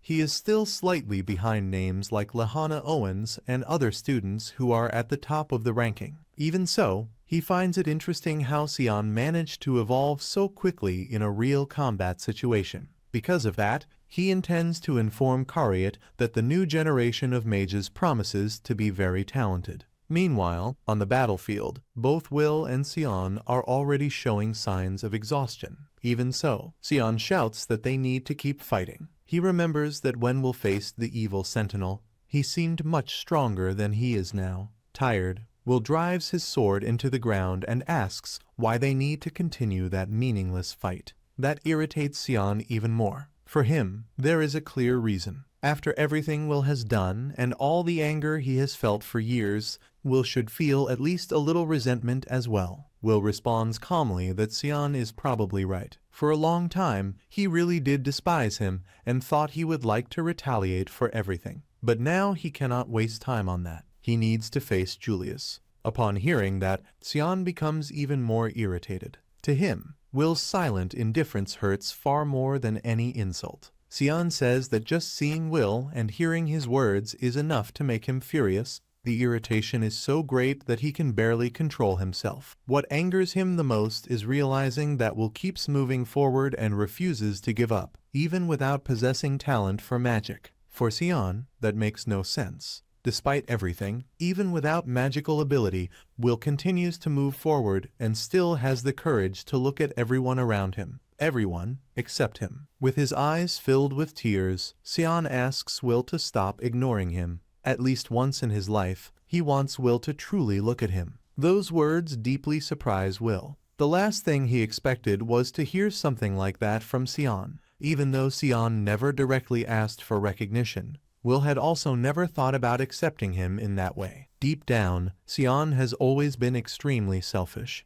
Even so, now he seemed to be asking for exactly what he had always wanted. Noticing this, Will grips his sword firmly. If he truly wants to be acknowledged by Sion, then he needs to face him with all of his strength. Sion feels satisfied when he realizes that he has finally received Will's attention. As he begins to recite the next spell, Will prepares himself carefully, waiting for the right moment to anticipate the movement and counterattack. Any mistake now could cost a very high price. Sion launches an extremely dangerous double attack. On one side, he performs a powerful summoning, while on the other his guardian moves in to attack at the same time. Even so, Will has already understood the pattern of the battle. He manages to dodge every blow and advances quickly. In just a few movements, he cuts the magical core of the guardian and moves straight toward the red-haired boy. The two are about to decide the final battle. But at that exact instant, a massive rock appears between them. The stone was summoned by Colette. She appears in front of both of them, with her clothes almost completely burned. Will immediately asks where Julius is, but soon realizes that maybe he should first ask if she is all right. Colette replies that she managed to hit Julius directly in the face during the fight, but that right after that he simply disappeared. While Sion tries to understand what happened, he suddenly notices that Colette is practically without clothes because of the explosions. Desperate, he starts shouting for her to cover herself immediately, reminding her that she is the daughter of a noble house and should not appear in that manner in front of the entire audience. Annoyed, Colette replies that the truly indecent ones are the two of them, who started an absurd fight right in the middle of the festival. After that, she tells Will that he must go immediately after Julius. She herself will take care of Sion. But Sion refuses at the same moment. He states that no one is going to interfere in his path. Colette shouts back saying that, in fact, it is always him who gets in the way of everything. He always appears at the worst moment and ends up ruining the only chance that Will has to climb up to the tower. Suddenly, Will approaches and gently pats her on the head, thanking her for helping to save time. Colette turns completely red. Sion, irritated, asks if Will intends to ignore him once again. Meanwhile, in another part of the arena, the different group leaders have already reached the entrance point of the stadium after overcoming all the obstacles along the course. The group released by Julius is about to take the crown, and apparently there is no one there to stop them. But then something unexpected happens. Will appears running at high speed toward the stadium. In an impressive leap, he crosses the entrance and lands right behind Julius. The entire audience is surprised when they see that. Now Will finally prepares himself for the decisive confrontation against Julius. Meanwhile, somewhere else, we see Elfaria sitting calmly, sleeping. Her maid, Sarza, begins to scold her, saying that she spends all her time sleeping while watching the world from the top of the tower. Even while complaining, Sarza thinks to herself that all that appearance of holiness is just an act.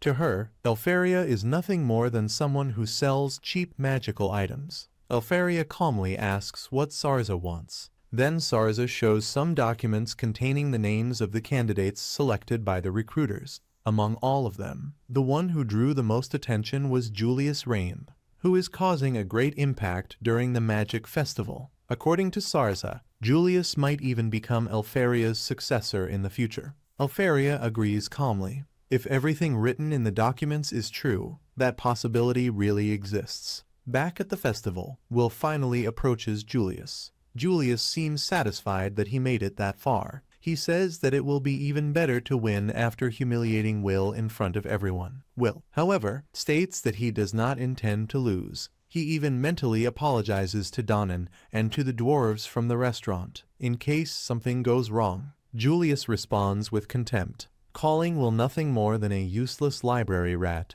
someone with absolutely no talent at all. Right after that, he covers the entire arena with a thick curtain of smoke. Will immediately prepares himself to fight. Even without being able to see properly, he manages to hear the movements around him and realizes that Julius is trying to attack him from the sides. He dodges a block of ice that suddenly appears. Even without seeing him, he is still able to locate Julius's position. But at the exact moment he is about to counterattack, another strike hits him unexpectedly. Julius asks if Will truly believes he can keep up with his movements. Then he reveals something surprising. He did not move even a single step. The audience is shocked when they realize that there are several Julius fighting at the same time. Will is also impressed when he understands what is happening. Julius is using clones. The copies begin to explode around Will, trapping him in a deadly trap. The commentator Mike becomes completely confused, unable to understand what is happening in the arena.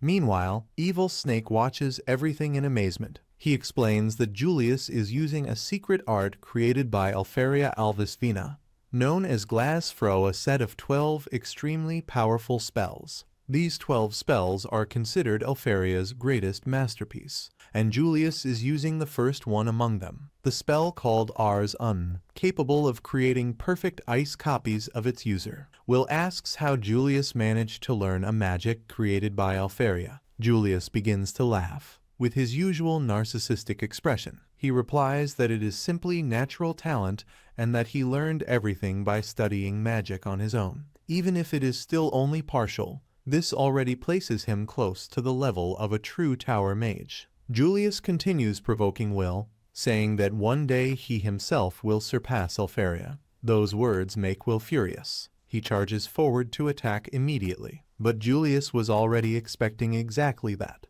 Using his clones, he surrounds Will with an unrelenting sequence of attacks. Soon after, 3 clones join together to form a large barrier, creating a kind of ice cage around him. Julius says that it suits someone like Will perfectly, since he is nothing more than a wild animal. Throughout the entire Colosseum, everyone holds their breath as they watch the enormous block of ice closing in on Will. Mike shouts excitedly, saying that it is incredible. Edward comments coldly that Julius won without even needing to take a single step. For him, that represents exactly what it means to be a true mage. Even so, Julius still does not seem satisfied. He uses acoustic magic to amplify his voice and asks the recruiters what they thought of the spectacle. Then he declares before everyone that his ice magic, inherited from Albis, is superior, and that he will prove himself to be the true successor of Elfaria. The students are shocked when they realize that Julius is capable of using Elfaria's magic. Meanwhile, Iris watches everything in silence. She realizes that Julius arranged all of that just to show off in front of the audience. He deceived Will and carefully prepared the entire situation. But Iris also realizes something else. If Julius does not win now, that entire display might end up turning into a massive humiliation in front of everyone. At that moment, the enormous block of ice begins to crack and soon shatters completely. From within the fragments, Will emerges, standing, as if nothing had happened. He comments that he needs to thank Julius, since the ice magic ended up helping to cool his head. Normally, he loses a bit of control when something involves Elfie. Julius becomes furious upon hearing that. Shouting, he declares that now he will humiliate him in front of everyone. However, Will acts so naturally that it seems like he is not even taking the fight seriously. Julius launches an immediate attack. However, in an extremely fast movement, Will takes advantage of the trajectory of the projectiles and appears behind Julius's 2 allies. With precise strikes, he defeats them instantly, sending both of them to the ground. Meanwhile, he comments that the Rs used by Julius is still incomplete. In the stands, Edward watches the scene irritated, remembering that Will had already used that exact same strategy against him before. The entire Colosseum audience is shocked. No one expected Will to eliminate 2 such strong opponents so easily. At the same time, Julius's clones begin to disappear one after another. The students are completely confused, trying to understand what is happening. Will explains that he managed to interrupt the control of the clones by using Julius's own teammates as a distraction. The magic that Julius uses can only be maintained for a short time, and with his current talent he is still very far from reaching Elfaria, his beloved white-haired mage. Julius is shocked when he realizes that Will understands magic better than he does. Then, Will reveals that he grew up with Yuya in the same orphanage and studied her magic out of admiration. He acknowledges Julius's talent for being able to reproduce that technique, but explains that the spell he used was created by Elfaria when she was only 2 years old and still had many flaws. Shaken and furious, Julius creates 8 clones at once to win through sheer numbers. However, Will remembers that Elfaria used to fight him using 10 clones when they were children. Calmly, he dodges the attacks and destroys all the clones, defeating Julius with a final blow. The Colosseum falls silent for a few seconds before erupting in shock and admiration. Even without magic, Will defeated a powerful genius. In the stands, Iris celebrates the victory. After Will's impressive victory over Julius, everyone believes that he will win the tournament. However, while the others were fighting, Whitnell suddenly appears, grabs the crown, and wins the game, leaving the entire Colosseum in shock, especially Will, who is completely stunned. Whitnell's team is declared the winner at the tower. Elfaria then talks with Sarza and asks if there is any magic capable of going back in time or erasing memories. The question arises because Elfaria discovers that Will believed she used clones only to provoke him when they were children, when in reality she only wanted to spend more time with him. After the festival, Sion is still irritated that Will defeated Julius and promises to surpass him one day. Later, Will and his friends celebrate at the restaurant of the Ains family for having fulfilled a promise. Even without winning the tournament, Julius appears at the place humiliated, helping to wash dishes. After his defeat, Warner comments that, after the festival, Will's life will probably change. In fact, a few days later, at the academy, Will becomes very popular. Many students want to form teams with him for dungeon exploration training, even arguing among themselves because of it. Colette becomes irritated, since many of those students previously despised Will, and now only want to take advantage of his strength. Despite that, Will feels happy about the popularity, since he has always been very lonely. Colette then invites him to explore the dungeon with her, but ends up turning the invitation into a shopping trip, which leaves her extremely embarrassed. Later, on the next day, when they are about to go out together, Rust appears saying that he will also accompany them during the outing. He behaves in a strangely intimate way with Will, holding his hand, adjusting his clothes, and staying between the two the entire time, which makes Colette increasingly frustrated. Suspicious, she asks who Rusty really is, and even suspects that he might be a girl, since he is too handsome. However, Will states with complete certainty that Rusty is a boy, explaining that they have already bathed together several times, something that leaves Colette completely surprised. Rusty returns with drinks and jokes that he can drink from Will's cup, which irritates Colette. Soon after, he suggests that Will take his swords for maintenance. When Will steps away, Colette confronts Rust and asks what he wants with Will. Rust responds directly that no one loves Will more than he does and claims that Will also likes him the most. The two begin a rivalry, arguing about who is closer to Will. Meanwhile, Will meets Lahanna, who invites him to talk. In a tea house, he discovers that some of the strongest students in the academy are gathered. Lahanna reveals that she wants to form a special group for the upcoming dungeon training and invites Will because of his experience and performance at the festival. Julius and Sion initially reject the idea, but Whitnell defends Will, reminding them that he has already defeated powerful mages with his sword. In the end, everyone accepts Lahanna's proposal. She explains that she wants to climb higher and higher in the tower and gain great recognition. Since her family, the Owens family, has a short lifespan and carries great pressure for significant achievements, the group then agrees to work together. Later, Warner officially announces the beginning of dungeon training. The students must explore for a week, facing dangerous monsters to earn credits. Edward also warns that the risk of death is real. When the training begins, the students arrive at the base camp on the 6th floor. Colette insists on accompanying Will in Lahanna's group. Rust, however, needs to remain at the camp due to his duties. Meanwhile, mysterious figures outside the dungeon discuss dangerous matters, including a possible failure in the barrier that protects the world. Inside the dungeon, Will's group faces an army of crimson monsters. Will prepares to protect the mages, but discovers that Lahanna is an exception among them. Descended from knights, she masters close combat. With great skill, she quickly defeats all the monsters and explains that the group should prioritize advancing quickly rather than competing for credits among themselves. In the dungeon, Will remembers that the most important magic in that place is enemy detection. Since he cannot use magic, he does not have that ability and ends up being seen as a burden by the group. While the others defeat monsters easily with magic, Will can barely act and ends up only carrying bodies to earn credit. Even so, he decides to keep trying to help. After a long advance, the group takes a break. Whitnell creates an illusion barrier to keep monsters away and, during the rest, shows disdain for Will, stating that only elves can touch those they consider worthy. Colette becomes irritated, but Will tries to avoid conflict, explaining that this is part of elven culture. Lahanna then reveals the group's true objective: to find and defeat Lumino's Naveros, a rare creature worth about 110 credits. She believes that, working together, they can defeat the guardian of that floor and prove their capability to the tower. As they advance through the dungeon, the group finds several monsters dead along the way, all defeated purely by physical strength, with no signs of magic. As they get closer, they discover something even stranger. Naveros itself is already dead, apparently recently defeated by someone unknown. Suspicious, Will remembers that detection magic is not perfect and decides to trust his own senses. He senses danger above them and tries to warn the group,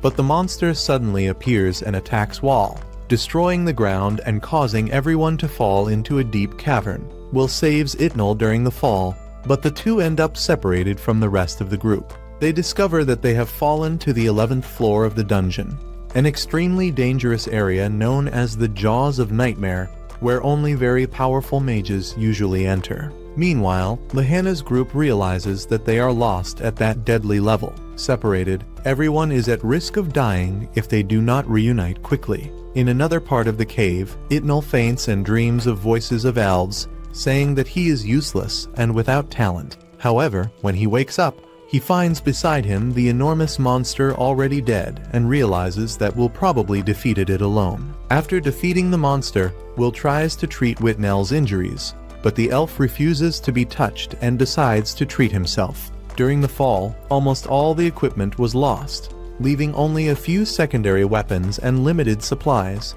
enough to survive for about 2 days. Whitnell believes that the best option would be to wait for rescue, but Will insists that they need to find the others before it is too late. Meanwhile, outside, Warner discovers that something very serious has happened in the dungeon. A monster stampede destroyed one of the camps and killed teachers, in addition to destroying the control devices. Edward then orders the immediate cancellation of the training, suspecting that everything was planned. Inside the dungeon, Will and Whitnell continue advancing. Even without detection magic, Will uses his experience and senses to perceive dangers. Soon, they are surrounded by demonic boars, but Will defeats the monsters with ease, surprising Whitnell. He also explains that these enemies are blind and rely on smell. Because of that, Whitnell's illusions do not work on them. Gradually, Whitnell begins to realize that Will is far more skilled than he had imagined. However, he reveals his frustration. He believes he has no talent and considers himself a failure among the elves, since he cannot materialize his illusions like others of his race. In a flashback, we see that he always tried to reach the level of his adoptive sister, Eleanor, a powerful elven mage, but never managed to do so. Meanwhile, Lahanna explains to Colette that many students who remain at the academy are seen as mages who have not yet managed to prove their true talent, especially when compared to prodigies like Elf. Back in the cave, Whitnell admits that he often mocks others just to hide his own insecurity. He even asks Will to abandon him, believing that he is only holding him back. However, Will refuses. He states that Whitnell is an incredible elf and promises to protect him until he is able to stand on his own again.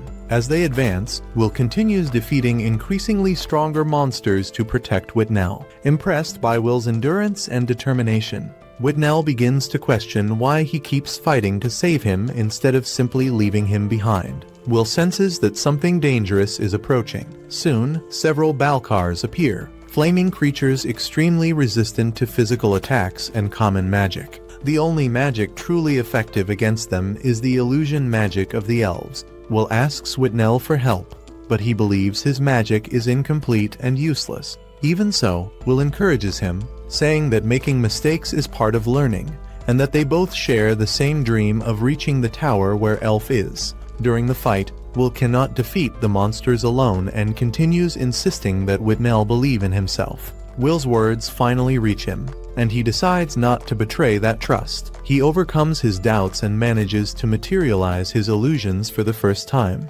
creating a massive barrier of trees that blocks the monsters. Recognizing Will's value, Whitnell kneels and apologizes for having despised him. Admitting that he is a true warrior, the two then reconcile. After that, Will uses a magic carpet created by Rust, which, with a few drops of his blood, reveals a map to locate their companions. With the help of Kik, who recognizes the scent of Colette and Sion, they decide to search for the rest of the group. Meanwhile, in another part of the dungeon, Julius and Sion face a large horde of evil sentinels. Sion fights with fury, still irritated by his defeat to Will. On the upper floors, monsters also invade the students' camps, causing panic. At that moment, Snape appears and quickly eliminates the creatures, helping the students escape. Afterward, he informs that almost everyone managed to flee, but Lahanna's group is still missing on the 11th floor. Meanwhile, Colette and Lahanna continue lost in the dungeon, marking their path with crystals and almost out of supplies. Lahanna blames herself for putting everyone in danger because of her ambition, but Colette consoles her. Later, Will and Whitnell find Sion and Julius, surrounded by the bodies of defeated monsters. However, shortly afterward, they all come across a terrifying scene. A headless man, carrying the head of a teacher, appears before them. At the same time, Colette and Lahanna encounter the same enemy, accompanied by a hooded figure named Marcy. The pair realizes that something far more dangerous is happening inside the dungeon. Two mysterious enemies reveal that their goal is to destroy the false sky, the great barrier that protects the world. The headless man tries to attack Colette and Lahanna, but Will arrives in time, guided by Kik's sense of smell and the crystals left by Colette. Even so, he is easily thrown aside by the enemy. Before leaving, Marcy calls him, and the man summons a powerful monster, an evil Grand Duke. Using the ancient portal magic of the Magic Queen, the creature, extremely powerful and equivalent to hundreds of thousands of magical power points, attacks the group. The students try to flee, but realize that escaping will be nearly impossible. Will then proposes a plan: defeat the Grand Duke, since eliminating the leader would cause the other monsters to lose their organization. Even thinking it is impossible, his companions decide to trust him, and Lahanna recognizes him as the leader. During the battle, Julius uses clones to distract the monster while preparing a powerful spell based on Elf's continuous casting technique. The attack only delays the enemy, and Lahanna tries to finish it, but is stopped by a barrier. The group falls into despair, and Will, overcome by fear after breaking the glasses that Elf gave him, almost loses his courage.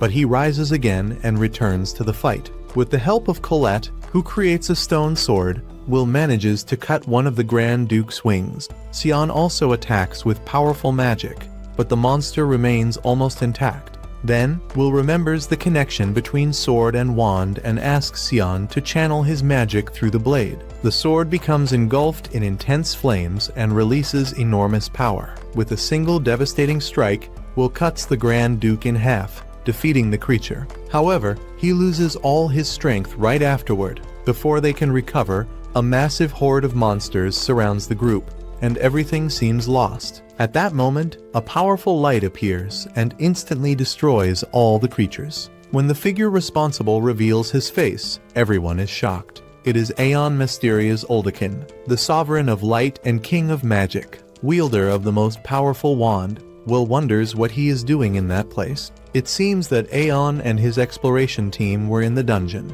possibly returning from some mission. Aeon then declares that those who face the darkness of the dungeon will be blessed by the light, and congratulates the boys for the courage they showed during the battle. Everyone becomes emotional and kneels before him. Even the elves tremble with admiration in the presence of someone so powerful. While everyone shows respect to the great sovereign, Will continues staring at him. One of Aeon's companions approaches Will and comments that his sword is still alive. He asks Will's name. Will responds, still somewhat hypnotized by the situation, and then asks, "Who is that person?" The figure removes the hood and reveals his identity. It is Finn. His presence there is surprising, since no one expected to find him in that place. Meanwhile, in another part of the dungeon, two evil mages celebrate. They have finally obtained the material they were looking for. According to them, if they had not been attacked earlier, they might also have obtained that sword. Even so, they believe that the most important thing is that they completed their mission. Now they intend to celebrate. The training ends in a tragic and unexpected way. 11 academy professors die, although no student loses their life, while the school begins an investigation to discover who caused the incident. The surviving students recover in the infirmary, still shaken. They recognize that they survived thanks to the intervention of the Sovereign of Light and their teamwork. During the conversation, Lahana realizes that the group has become a true team after the experience in the dungeon. The tense atmosphere eases, with jokes about her enormous appetite, caused by the high energy consumption of her magic. Then, the others comment on the moment when Will absorbed everyone's magic during the battle. Not even he can explain exactly what happened, which increases the mystery surrounding his power. Will also remembers a boy who participated in the rescue. Lahana explains that he probably belongs to the FM tribe, a race that does not use magic but possesses great knowledge about the dungeon and has acted as guides to the tower since the time of the Wise Queen. Later, Finn meets Calderon and delivers a fragment of the sword known as the Magic Slayer, found in confrontations deep within the dungeon. He suspects that someone is conducting experiments there, using dungeon materials to create that weapon. While discussing the investigation, Finn questions why Calderon did not tell Will anything, but she replies that he is still just a student who wishes to become a great mage. The next day, even after everything that happened, Will is already training again. Sion challenges him to a duel to fulfill an old promise, and the two begin to fight in the school courtyard until they are interrupted by Warner. As the months pass, the students continue their studies, and the school year comes to an end with the final exams. Despite everything he has faced, Will keeps his goal clear, to keep moving forward until he meets Elf again.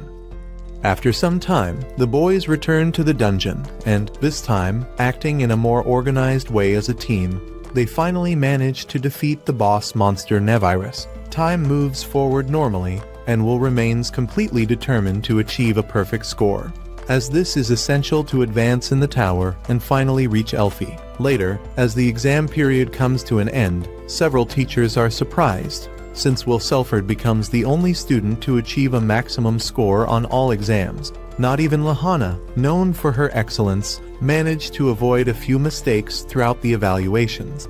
Even so, Will maintained a flawless performance in every test taken. Warner, on the other hand, shows great enthusiasm, and Professor Alyssa approaches to congratulate him, highlighting that all his effort is finally bringing results and bringing him closer to his goal.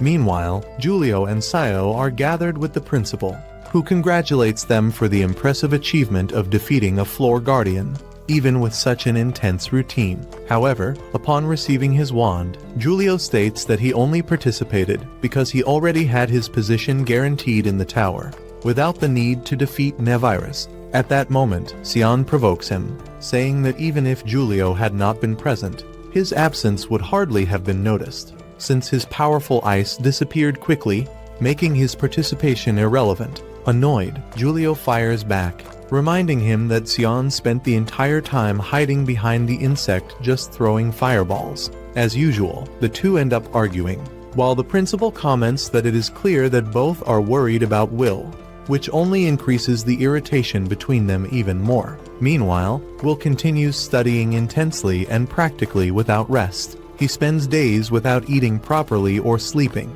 refusing to slow down, because he believes that even a single point can completely change his future. Colette tries to convince him to take a break, but Will insists that, thanks to the help of Lahana and the others, he managed to achieve the maximum score in the stages. so he feels that he needs to keep striving so as not to waste everything they did for him. Rosti reminds him that Will has also already accumulated credits in spellcasting after defeating Professor Edward.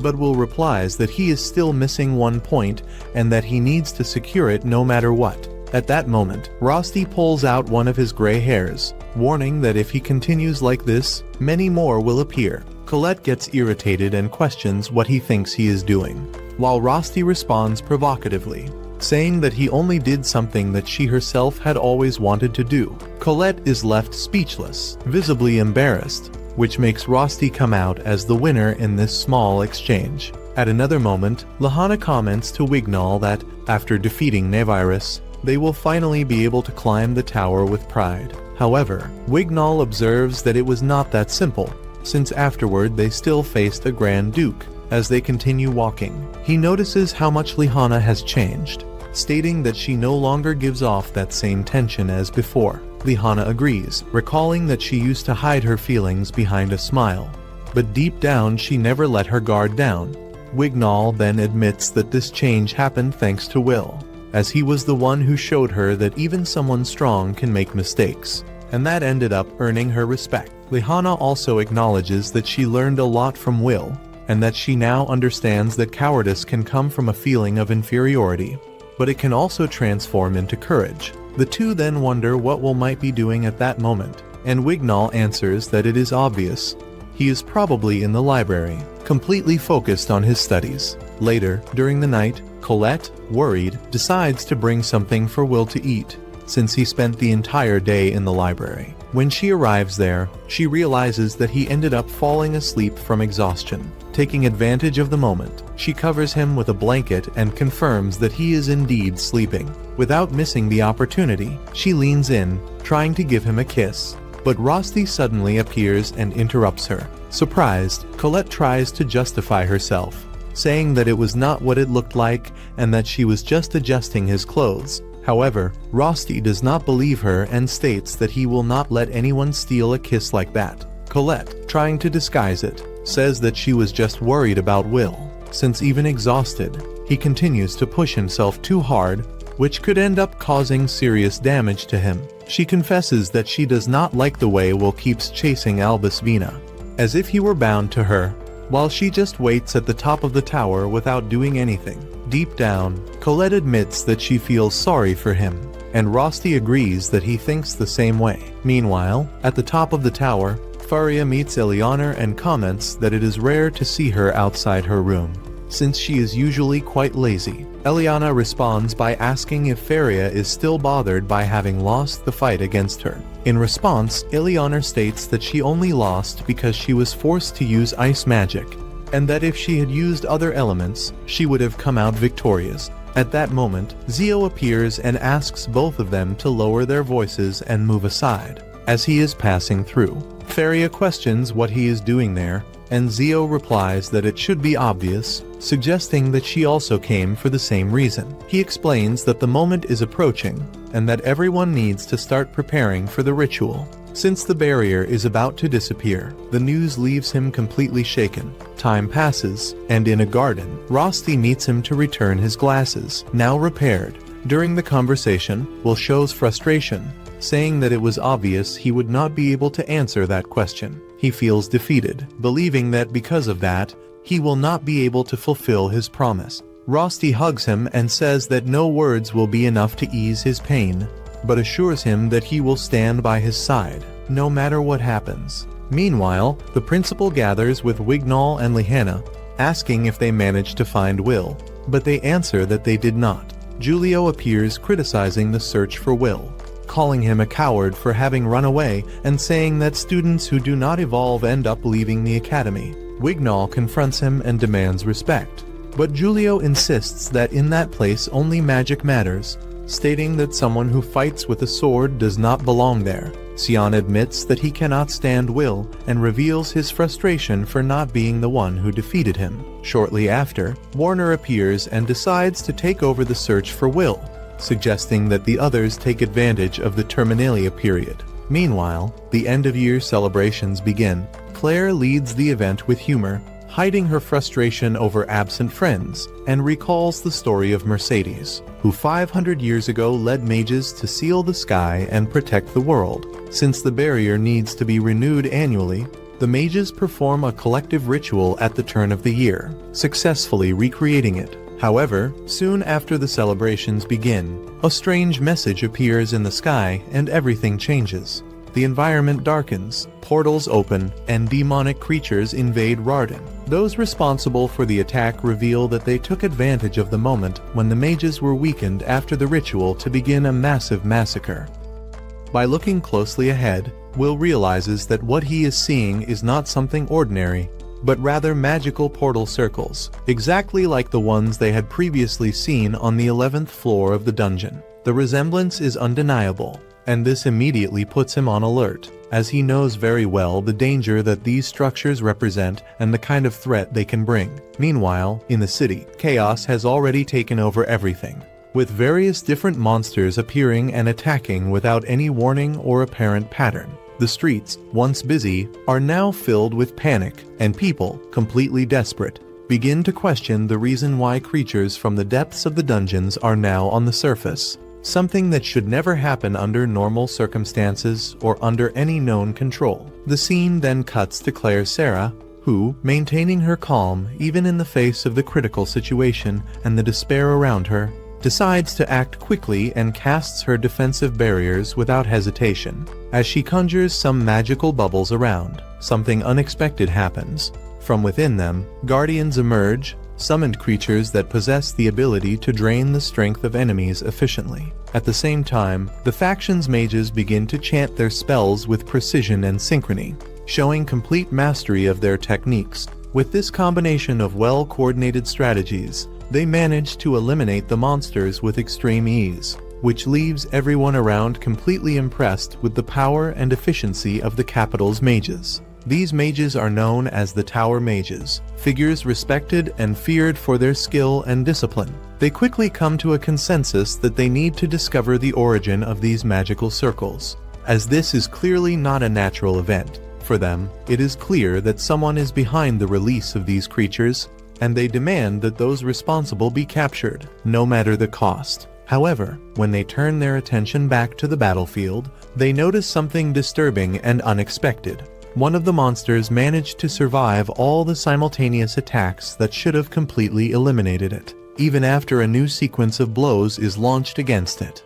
They initially believe that the enemy has been defeated, but soon realize they were mistaken when they see that it is still moving. Everyone begins to attack together, trying to eliminate the threat once and for all without leaving any openings. Claire then shouts for one of the men to retreat immediately, but it is already too late, and he ends up being brutally cut in half in front of everyone. At that moment, Claire realizes something even more alarming and concerning.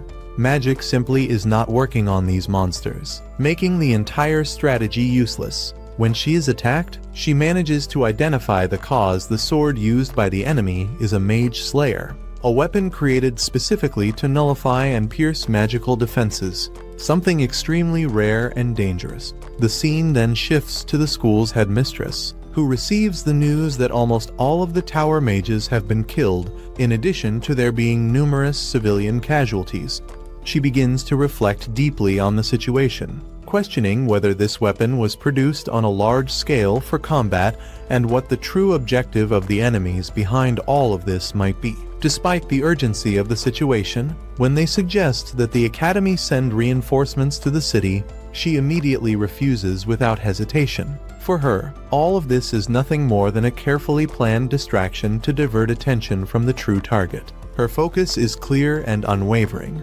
The tower must be defended at any cost. The mages present understand that they are the true targets and that they must act quickly before it is too late. The only viable option is to deploy the Grand Barrier, but there is a critical problem. Elfaria's mana is practically exhausted, as is that of everyone else. This is the only day of the year when all mages end up completely drained, which makes the situation even more dangerous. Even without knowing exactly where this threat came from, everyone is certain that the enemies chose this moment on purpose, aiming to eliminate them all at once while they are vulnerable. One of the men suggests that it would be better to retreat to preserve their lives, but an old man harshly reprimands him, reminding him that he lost his eyes and, therefore, has no right to speak of retreat or weakness. He then forbids any mage from leaving the tower under any circumstances.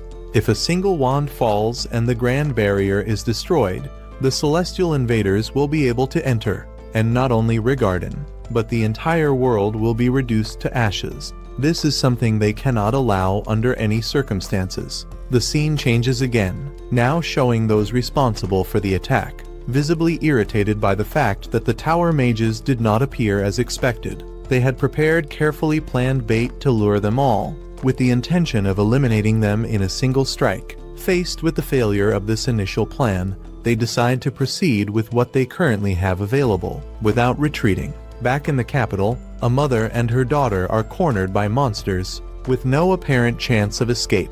At the moment when everything seemed lost and inevitable, Will appears to save them, cutting off the arm of one of the creatures with a precise and swift strike. Even the enemies are surprised by the strength demonstrated by the boy. A brief glimpse of his past reveals that he never understood why people despise those who use swords. But despite the resentment he carries within himself, he has never allowed it to consume him completely. Determined, he moves forward without hesitation and defeats several enemies with ease. One of the girls observes that, although Will is capable of facing mages with his sword, he cannot handle everything alone in the face of a threat of this scale. Given this, the royal mage decides to allow the dwarves to enter the battle to balance the situation. Will's master then kneels before them, humbly asking for their help and support. Even though they are reluctant at first, the dwarves eventually accept, mainly out of respect for Will and what he represents. Meanwhile, Will's friends face enormous difficulties just to survive. Even while using illusion magic, the monsters are able to block everything with ease, as if they were already prepared. One of the girls suggests that they should simply distract the enemies while the dwarves approach silently. Following this strategy, they reinforce their shields and use Colette's power to bring down the saint's statue onto one of the monsters, finally managing to deal significant damage. Julio goes into shock upon seeing that, because destroying the statue could attract the wrath of the deities and bring even worse consequences. The tower mages become irritated when they realize they need to rely on the dwarves to win, and some of them do not even accept this idea, even in the face of necessity. The infiltrated mages, on the other hand, understand that the situation has completely spiraled out of control, with the dwarves on the battlefield and the lack of proper weapons to deal with them.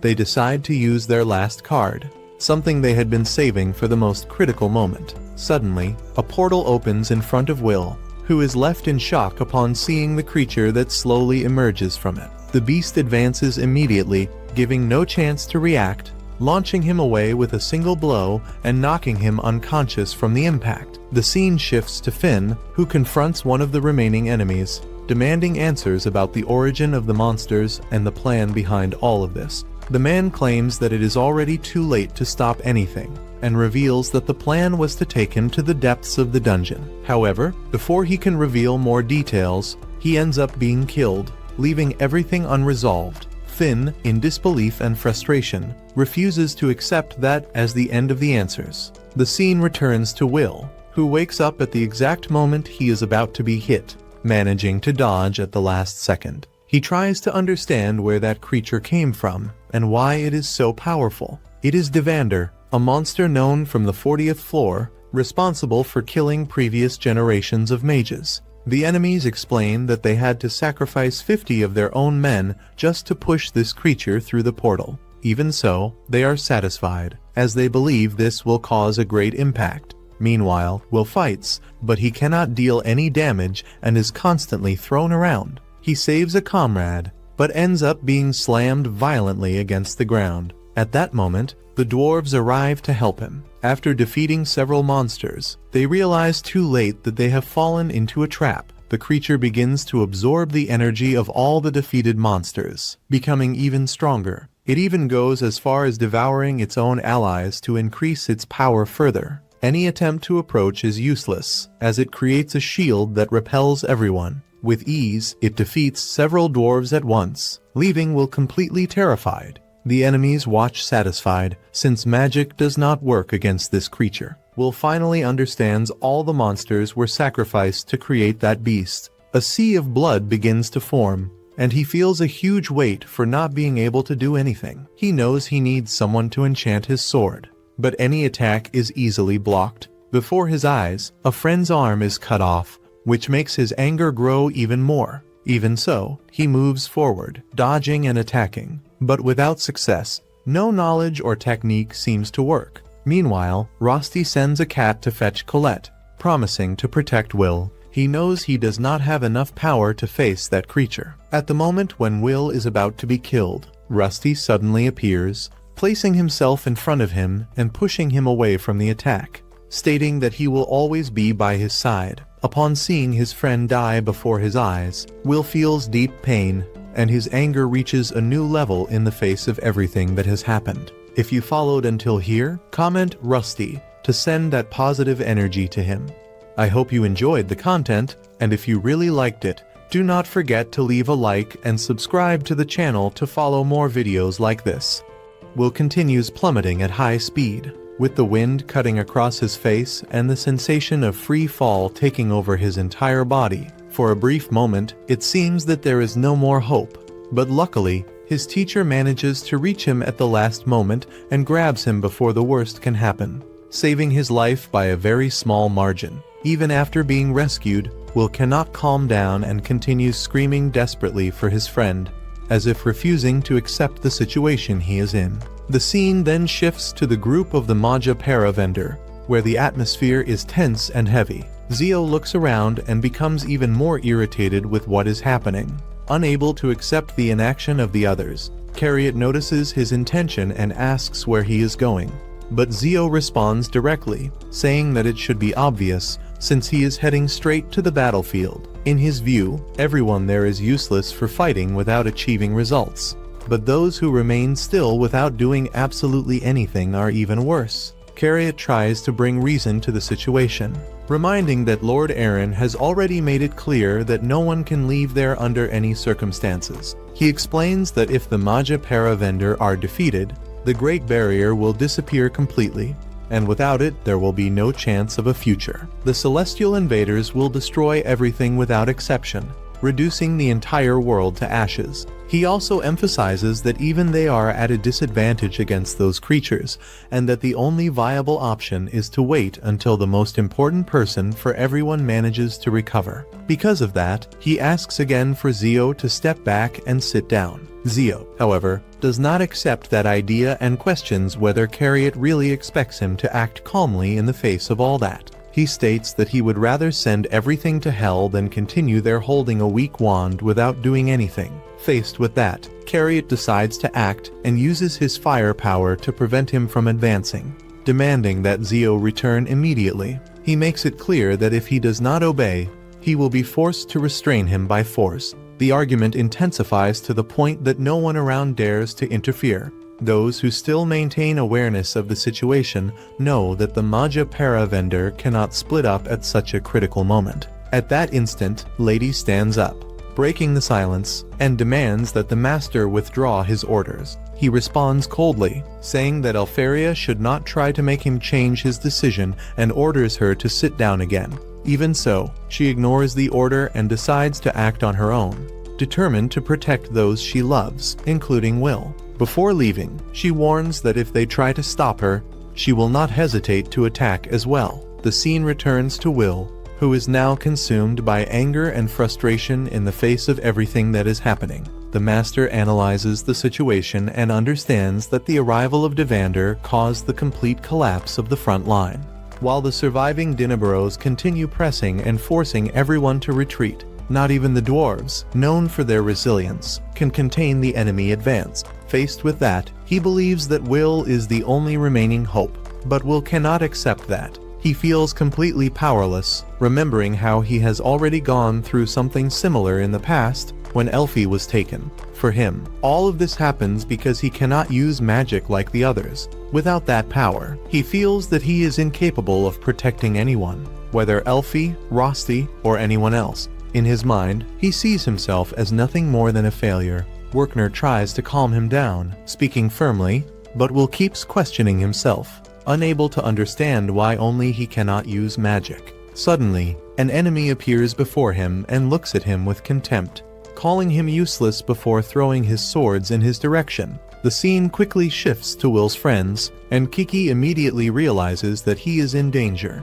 Without thinking twice, she starts running to help him, while Sion follows right behind. Meanwhile, the Headless Man continues conducting his chaotic orchestra, spreading destruction throughout the city. He attacks without mercy, as if everything were just part of a spectacle. Despite showing a desire to go out in search of new victims, he restrains himself, remembering that today his role is only to command. At the same time, the most powerful monster advances slowly toward the tower, as if nothing could stop it. Claire realizes that that creature has a level of power enough to defeat a Magia Vander, but even so she decides to face it. Right after that, the scene shifts again, and the teacher orders everyone to attack the monster, even if that means sacrificing their own lives. The dwarves protest, stating that their people have already been practically destroyed by serving as a shield on the front line. Donan and many others have already been defeated, and now he intends to send the rest to their deaths. Even so, the teacher insists, saying that they need to do this for the children who are still fighting. At another point on the field, a mage runs to protect Gina and manages to defeat an enemy that was approaching. Confused, she asks the reason, and he replies that their lives are worth less at that moment, and that it is the duty of the older ones to protect the younger ones, even if it costs their own lives. Determined, she stands up and orders everyone to advance toward the center of the capital. Meanwhile, the city continues being devastated without stopping, and everyone tries to resist as they can. A friend of Colette, in the middle of the chaos, wonders where she is, wishing to see her at least one last time. In the midst of the destruction, Eliza appears and saves two students in danger, saying that despite all the trouble they cause, they are still extremely important to her. The scene returns to the headmistress, who receives increasingly worrying reports. They manage to protect the civilians, but they do not have enough strength to make the enemy retreat. Iris explains that, thanks to the efforts of the dwarves, part of the mage slayers has been eliminated, but that is still not enough to stop Devander. On all fronts, the problem is the same. There is not enough power to respond at the same level. The scene returns to Will's confrontation. The enemy who attacked him appears impressed by the teacher's strength, but even so managed to injure him. Will tries to understand what happened, while Werkner, gravely wounded, remains standing with difficulty. Even injured, he smiles, satisfied for having managed to protect Will. He apologizes and admits that, from now on, he can only rely on him. For Werkner, Will is the only person capable of saving the city. However, Will insists that he cannot do that. He feels completely broken seeing so many good people sacrificing themselves for him, while he believes he cannot save anyone. At that moment, Werkner embraces him and reveals that he has been hiding something important all this time. Will can, in fact, use magic. He explains that this will be enough to show everyone that there is still hope, even if it is through a single spell. Desperate, Will begs him not to die and asks him to reveal what his magic is. It is then that Finn appears before him and says that light can pass through anything. He assures that the teacher will survive and states that now, the most important thing is for Will to stand up, because everything has already been prepared for him. Before acting, Will asks what this so-called motivation means. Finn explains that it is not about controlling elements like fire or wind, but rather something much deeper: emotions. Will, still insecure, thinks that this is nothing more than a simple trick and that it will not be enough to save the world. Finn interrupts him and states that this is, in fact, the most important thing of all. He says that anyone who cannot change themselves will never be able to change the world around them. Then he asks Will to remember who he truly is, his origins, and everything that brought him there. He says that the lock has already been opened, and that now the moment has come to wield the sword. This is the beginning of a new journey, crossing the darkness to go beyond the false sky. The sword begins to shine intensely, and Finn asks if Will knows the name of the magic that exists within him. He asks him to declare it out loud, without hesitation. Will then stands up, takes a deep breath and says, "Courage." At that very moment, his hair turns white, and a new energy takes over his body. He rushes toward the enemy at high speed and begins to defeat all the monsters around him, completely surprising everyone who watches the scene. Charlotte and Sion also move forward to fight. Even though they are already completely exhausted, they refuse to retreat because they know that Will would never give up. Upon hearing that, Will admits that this was not entirely true, because he felt envy and carried a lot of bitterness within himself. Even so, he always admired his friends for never giving up, regardless of the difficulties. With his path finally defined, Will blocks a powerful attack and decides to fight like a solitary sword, moving forward without hesitation. Thus, this intense episode comes to an end, leaving a feeling of tension and hope in the air. And if this moment also gave you chills, we are shown a bit more about Finn, who appears beside a woman named Mercedes, while she holds a child in her arms. The environment is calm, but the conversation carries an enormous weight. Finn then explains to a person who is sitting in front of them that, despite everything that happened, the tower ended up being saved. With that, according to him, the hope of this world begins to slowly return, even if it is still fragile. Upon hearing this, she responds with some distrust, saying that the so-called doomsday clock might be wrong. For her, this hope is extremely unstable, comparing it to a simple twig that can break at any moment under any pressure. Even so, there is a small relief. The celestial stairway has been sealed. This guarantees a brief period of rest for everyone. A short interval before the celestial invaders return to attack and try to devastate the world again. Until that moment arrives, she states that she will take care of several wands, assuming her responsibility, while Finn will be in charge of something equally important, a solitary sword. Faced with this, Finn questions whether she is really sure about this decision. Mercedes then recalls that all of this is part of the agreement that he himself proposed earlier. This is the pact that both accepted to share, a commitment that cannot be broken. According to her, there is no doubt that this plan will give rise to someone capable of using the fifth element. This time, that person needs to find the key that will be responsible for restoring the balance of the world. This agreement between them is more than a simple promise, it is an oath that connects everyone involved. To protect this world, Finn knows that it will be necessary to find both the wand and the sword, because only the union of these elements will be able to make a difference in the future. Observing everything from afar, Finn reflects on everything that has happened so far. He recognizes that there have been countless twists along the way, unexpected situations and difficult moments. But even so, he managed to reach where he is. Now, he wonders what is to come. Will the future hold a great festival, marked by hope, or an unforgiving tragedy that will destroy everything? In addition, Finn also wants to understand how far the pact he made with the esteemed witch will take him.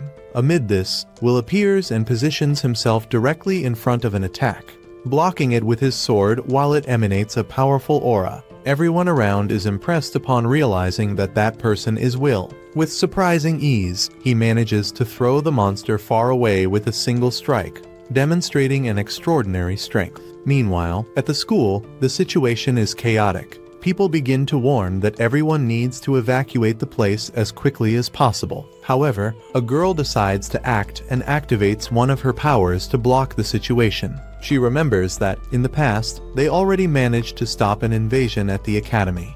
And because of that, she believes that there is still hope. Even so, she wonders what exactly is happening at that moment. When looking ahead, she finds Will, who advances against the monster without hesitation. The two enter into an intense confrontation, and the battle is so violent that it makes the entire city tremble. The people around begin to wonder if he is really facing that terrifying creature alone. Will, in turn, dodges the attacks with great skill, demonstrating precision and control. Even at the royal tower, everyone follows the fight, watching Will face the beast. A woman then asks Ed who that boy fighting the monster is. His reaction is one of irritation, especially upon realizing that it is Will. Meanwhile, some people want to help, but they know that their magical attacks would have no effect at all against that creature. In addition, there is the risk of ending up hitting Will himself and making the situation even worse. The tension increases, and many begin to feel uncomfortable.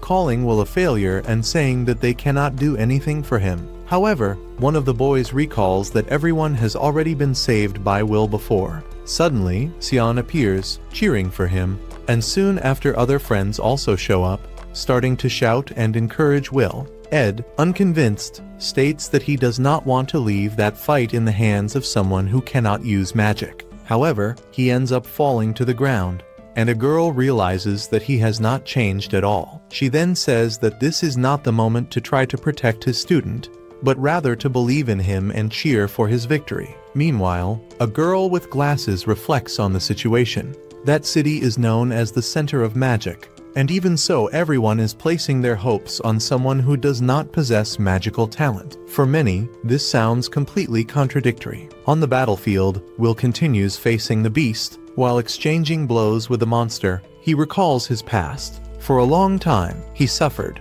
being despised and ridiculed by everyone around him. There were moments when he even came to hate that world. Even so, somewhere inside himself, there was always the desire to be recognized. That was what he always wanted. Even if this is the only time when everyone is cheering for him, Will decides to move forward. It was that world that gave him the courage to fight, and it is those people that he wants to protect. Determined, he advances against the beast with everything he has.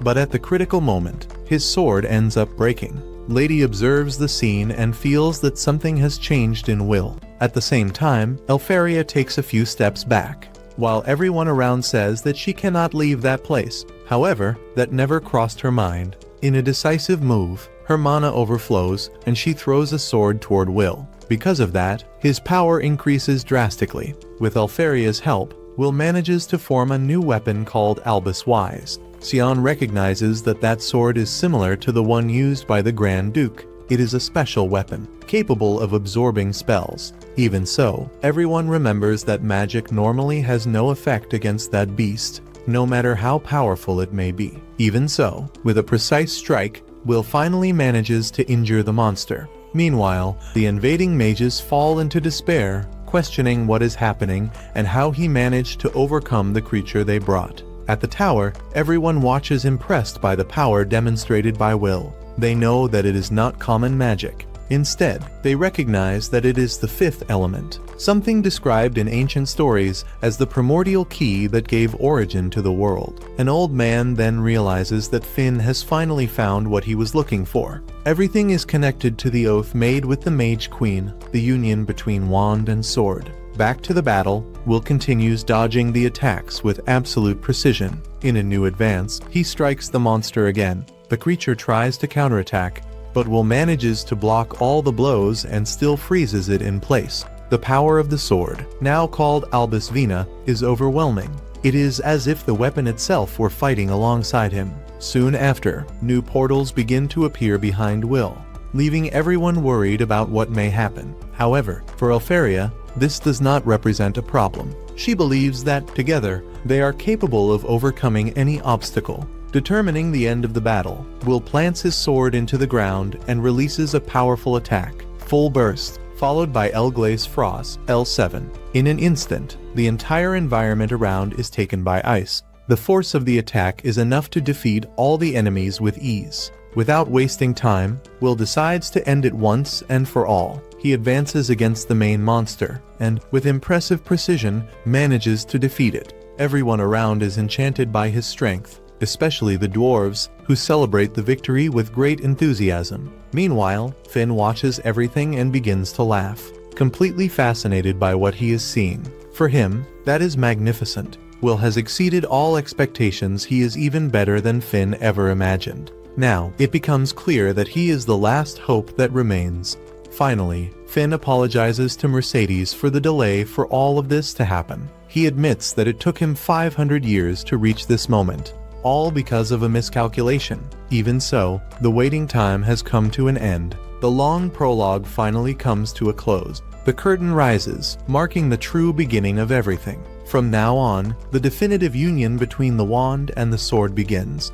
If you made it this far, comment "wand" and "sword" so I can be sure that you followed everything until the end. This also helps a lot to strengthen the community and shows that you really enjoyed this journey so far. And so we reach the end of the episode that so many people were waiting for, full of intense moments, twists, and important revelations for the future of the story. I truly hope that you liked this episode and everything that was presented. If you enjoyed the content, do not forget to leave a like, because that helps a lot with the promotion. And of course, subscribe to the channel so you do not miss the next videos and keep following everything that is coming ahead. The story then returns to 3 years earlier. At that moment, everyone becomes completely amazed as they witness real rain falling from the sky. Many people begin celebrating, since the mages were capable of even controlling the weather through their powers. Will watches everything from a distance and becomes fascinated upon realizing how far away the tower is. To him, it seems impossible to imagine any way of reaching it someday. Even so, he wanted to remain by Lady's side despite not being capable of controlling even a single drop of water. While staring at the sky, he begins wondering whether he will truly be able to meet her again someday. Suddenly, a boy appears beside him saying that he will end up catching a cold if he keeps standing in the rain like that. The boy introduces himself as Rosti. He explains that he dreams of becoming a great craftsman and reveals that, starting from that day onward, he will become Will's classmate. In addition, he says that he would really like to become his friend. Meanwhile, Will is accompanied by the teacher, who manages to bring him back to normal. Finn quickly realizes that she has already mastered the legacy left behind by the Mage Queen. He understands that it is thanks to her efforts that Will is still capable of remaining at the academy. Because of that, he knows that she must continue guiding and supporting the boy from that point onward. The editing of Will's memories appears to be functioning correctly.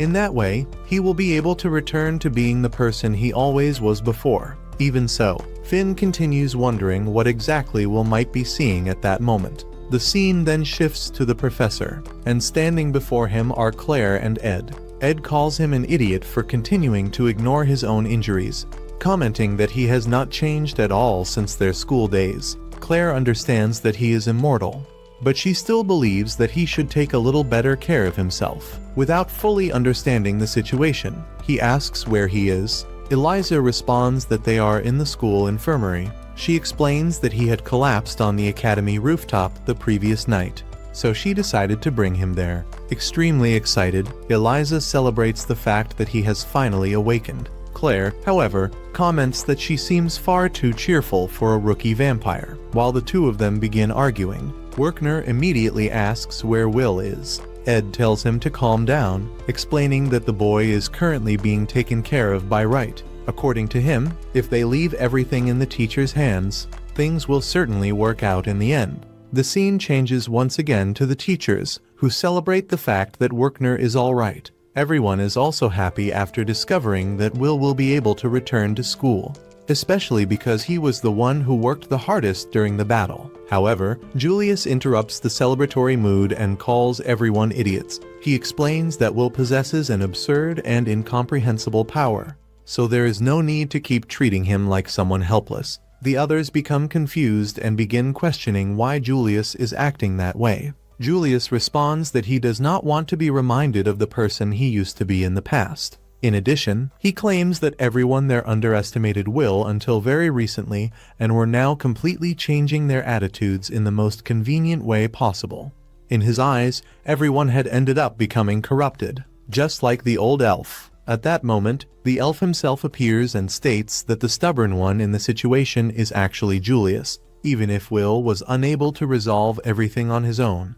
It was impossible to deny that he saved everyone's lives during that battle. Shortly afterwards, the scene changes to the tower. There, it is revealed that the events in Terminalia left approximately 3,000 people dead or injured. Furthermore, the leaders responsible for the attack are still missing. The Master orders that the investigation be divided among the factions. He also requests that the reconstruction of the destroyed capital begin immediately. Afterwards, he questions the reason why Will did not officially attend the academy during the past 6 years. One of the people believes that this is the director's fault and states that she is certain the director had been deliberately hiding Will. The Master realizes that the director made several important decisions without consulting anyone. Because of that, he decides that, from that moment onward, supervision of the sword will become Finn's responsibility. At that moment, all of the Magia Vander members appear gathered together. The master asks them to continue searching for information related to the attack that occurred during the students' praxis. The investigation must include the capital, the dungeon, and even the inside of the tower itself. If he had to make a guess, he believes that everything is somehow connected to the great battle that took place 10 years earlier. That causes everyone to remember the destroyers who, in the past, nearly brought the magical world to ruin. One of them asks whether there is any possibility that some survivor from that disaster might still be alive. The elf girl replies that such a thing should be impossible, since her people fought desperately to contain those creatures. However, one of the others reminds her that she did not even participate in that battle and asks whether she plans to run away to the forest again like she did before. Irritated, she immediately attacks the man, destroying a large portion of the surrounding area. Another girl comments that she has completely lost the desire to continue participating in the Magia Vander meetings. When the two of them were just about to start a real fight, the master interrupts them both and orders them to stop immediately.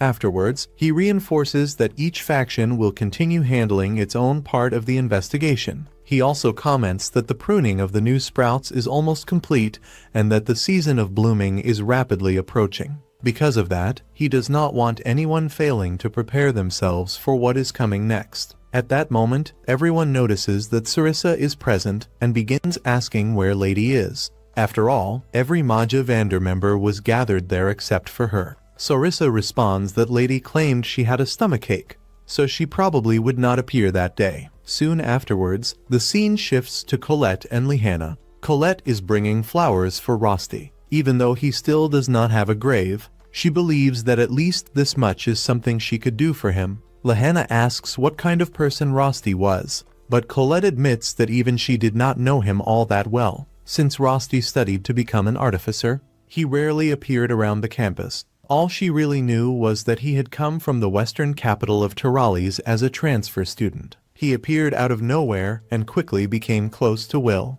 Colette admits that she always felt a little jealous of that friendship. Even so, she remembers that Will constantly said Rosti was a precious friend to him. Sometime later, everyone begins helping with the reconstruction of the destroyed city. Thanks to the work of the dwarves, the repairs advance at an astonishing speed. Suddenly, Iris appears before Finn. He remembers that he has already asked her several times to stop calling him that way. However, Iris completely ignores the request and states that she despises him from the bottom of her heart. Finn asks the reason behind so much hatred, but she merely responds that he should keep his distance from Will. If Finn becomes too deeply involved, the hands of the clock will advance all at once. She warns him that, if that happens, nobody will be capable of stopping that person anymore. Finn believes that Iris simply has feelings for Will. However, he has already made his decision.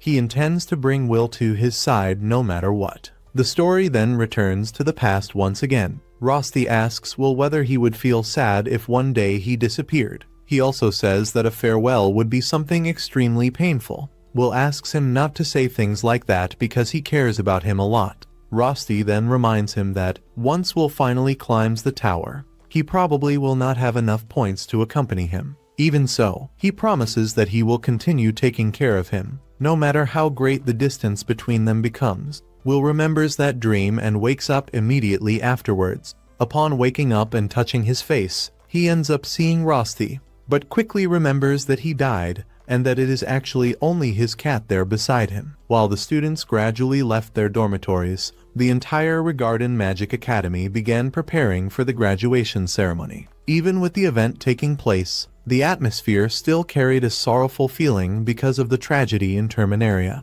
Many lives had been lost during the attack, including students, teachers, and even members sent to defend the tower. As she begins her speech, the director pays tribute to the people who died and remembers the efforts of those who risked everything to protect the citizens. However, she also makes it clear that they could not continue remaining trapped only in pain and suffering. In her view, the attack against the tower might have been merely the beginning of even greater threats. Precisely because of that, she believed the new generation needed to continue moving forward without losing hope in the future. Soon afterwards, the ceremony officially began. The graduates of Class 401 were called onto the stage one by one. In total, 250 students successfully completed all the Academy's courses and received recognition as fully graduated mages. However, the most important moment came immediately afterwards: the selection of the students authorized to ascend the tower. The director once again explained the two requirements needed to enter it. The first was accumulating 7,200 academic credits. The second was far more difficult, creating an entirely new form of magic. Several names began being announced while the approved students received Mercedes hats, the official symbol of admission into the tower. 49 students managed to fulfill every requirement completely. However, there was still one more candidate remaining. According to the director, he almost failed to meet the necessary conditions, but he accomplished something impossible to ignore. The magic created by him saved countless lives during the tragedy, drove away the population's despair, and helped protect the entire city. The name of that magic was courage. Then, Serfort was called onto the stage. The decision generated divided reactions among the people present, but the director declared that anyone capable of recognizing the value of that magic should applaud him. Little by little, the entire hall began clapping for him. Even so, Ed still appeared unable to accept it completely. He questioned why everyone seemed so optimistic after everything that had happened. To him, the suffering experience there should have destroyed every last trace of hope. Serfort responded in a simple manner. He said that he believed everyone would manage to overcome everything because there was someone strong enough to guide him all the way there. A frightening, yet kind teacher. After that, the ceremony finally came to an end. The 50 chosen students received official approval to advance toward the tower. During the closing speech, the director reminded everyone that their generation would face difficult times from that point onward. Many obstacles would still appear, and every one of them would need to overcome new trials. Even so, she wished for all of them to continue moving forward without falling into darkness. While the students celebrated the beginning of a new chapter, someone observed everything from afar. For certain people, that moment marked the true beginning of a new era, and amidst so many losses, fear, and uncertainties, some still continued believing that it was possible to change the future with their own hands. In the past, when they were still children, Elfaria used to tell Will about the sunset that existed beyond a great tunnel. She said they would have to face many dangers to reach it, and because of that, both of them needed to master many kinds of magic. Even though Will felt weak and insecure beside her, Elfaria made it clear that she would never move forward without him at her side, saying that she wanted to achieve that dream together with him. 5 years later, in the present, Will is finally heading to the tower where Elfaria is. The chosen students gather at the Les Ale boutique to receive new special cloaks connected to the colored glory, the symbol of the high mages. While trying on the uniforms, several students praise the quality of the clothes, but they notice that Julius is acting strangely irritated. They soon discover that practically every student has already received invitations from factions within the tower, except for him, which explains his concern. Meanwhile, Will visits Donan at the forge and receives a new sword called the Silver Wizard, rebuilt from the old destroyed blade. The new weapon is still capable of cutting through magic and can also amplify magical energy. Donan refuses to charge anything for the work, treating the sword as a gift in gratitude for everything Will has done. After that, the 50 students head toward the tower, where they are welcomed by Claire, a very lively high mage. She opens the enormous doors of the place and introduces the tower as both a paradise of magical research and an academic hell. As he steps inside, Will remembers that he only managed to come this far thanks to Rosti's help, since Rosti guided him to that point and brought him closer and closer to Elfaria. Despite the initial excitement, the students become confused as soon as they enter the place, since the interior appears completely empty. Without explaining much, Claire simply activates magical access through their names, unlocking another door using a new spell. Right after that, everyone notices that the ceiling has begun to open. Not only that, but the very floor beneath them starts rising slowly, making the group realize they are being taken to another level. A short time later, they finally arrive at the first level of the tower, known as the Colorless Garden. The sight leaves everyone completely astonished. Inside the tower, there is an entire colorless city with its own sky, horizon, and even light. There is even a castle floating in the middle of that gigantic place. The space is so vast that some begin to wonder whether they are truly still inside the tower. Claire then officially welcomes them to the colorless garden, and explains that when outsiders mention the higher institute, they are usually referring to the facilities on that floor.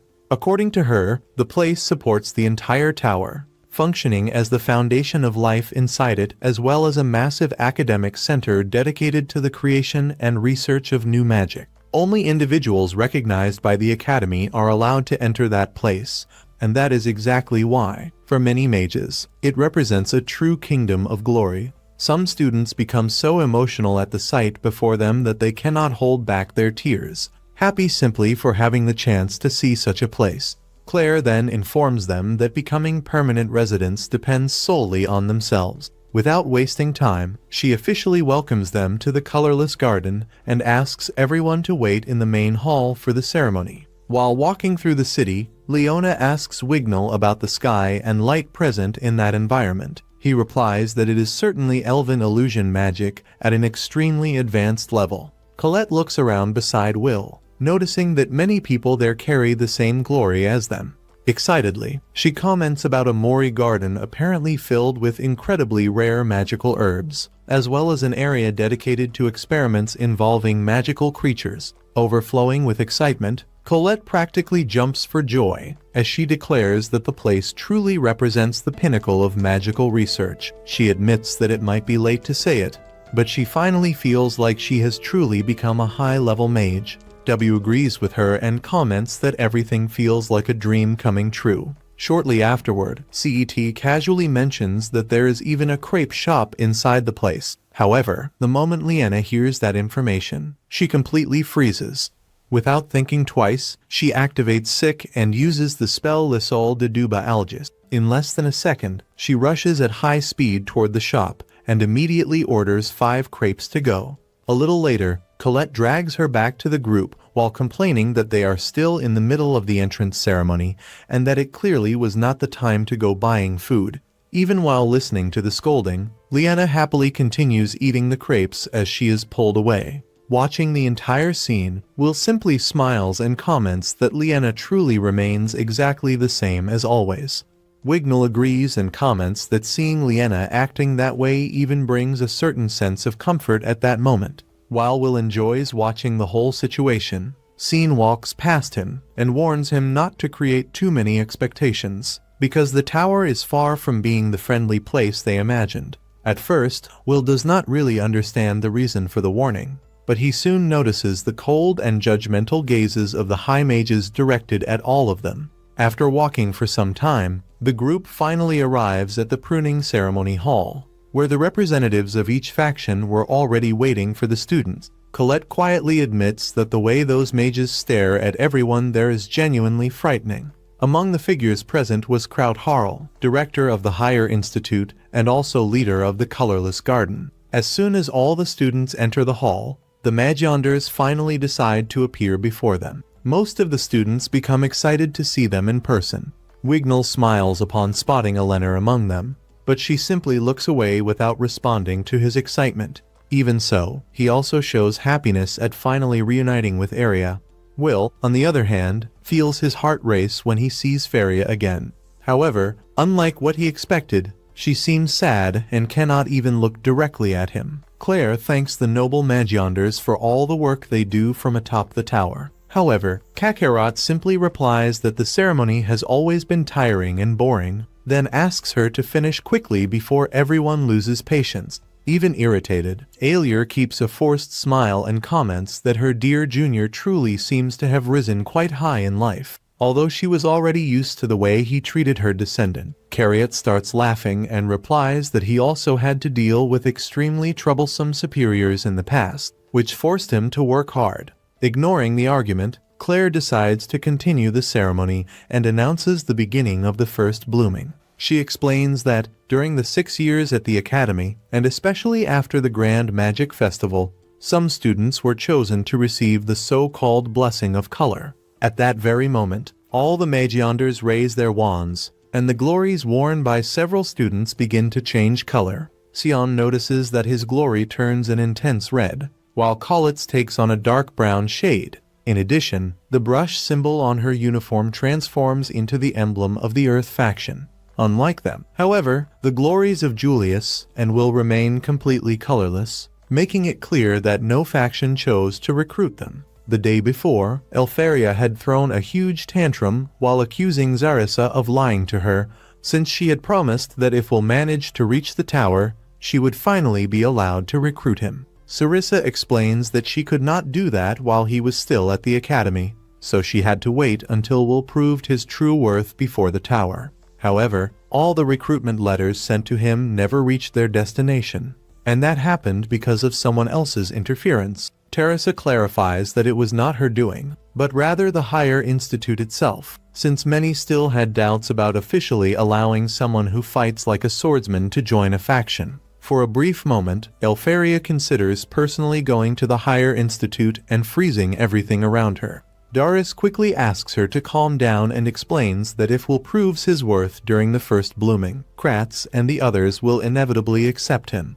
After all, the tower operates as an extreme meritocracy. If Elfaria recruited him now simply because she wanted to, it would end up destroying the image everyone has of Will Serfort. As someone extraordinary, he must earn the recognition of the entire tower with his own hands. In addition, Doris assures her that Claire will handle the issues involving the other factions and the necessary procedures. After hearing that, Theo finally calms down, because she knows that Will certainly be able to overcome that challenge. Back in the present, Claire informs the chosen students that the blessing of color already represents a great honor on its own, and that the factions are now officially waiting for them. While the selected students walk toward their respective groups, she turns her attention to those who remained colorless. According to Claire, the colorless are considered useless within the tower. Only mages tied to a faction can reach the upper floors, while the others remain trapped forever on the first floor, living merely as secondary pieces that support the tower's great and exceptional witches.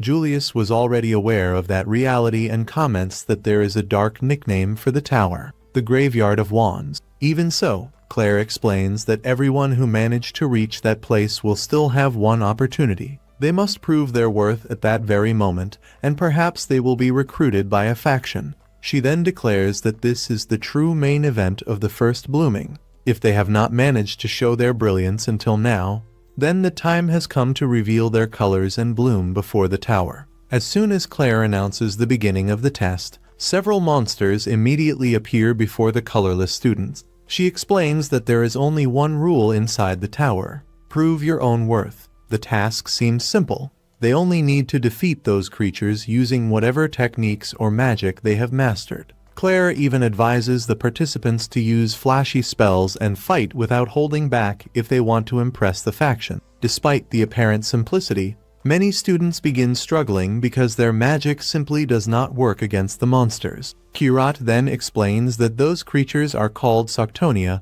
and were created by the tower itself as guardians of the first floor. Taking into account the individual power of each one, they are equivalent to upper mid-level dungeon monsters, each worth around 30 credits. For newly graduated academy mages, defeating them would normally be impossible, since their double shields reflect practically any superficial magic. Even so, Julius instantly defeats two Soctonias using his magic, showing that his strength has evolved tremendously since the Grand Magic Festival. Chris even feels pressured upon realizing that Julius can already control Faria's cloning magic at that level. Erwin Oris, leader of the Wind faction, admits that Julius is clearly above the other participant. Monica Orphan, assistant of the same faction, comments that someone with that kind of talent would be an immediate reinforcement if he joined their group.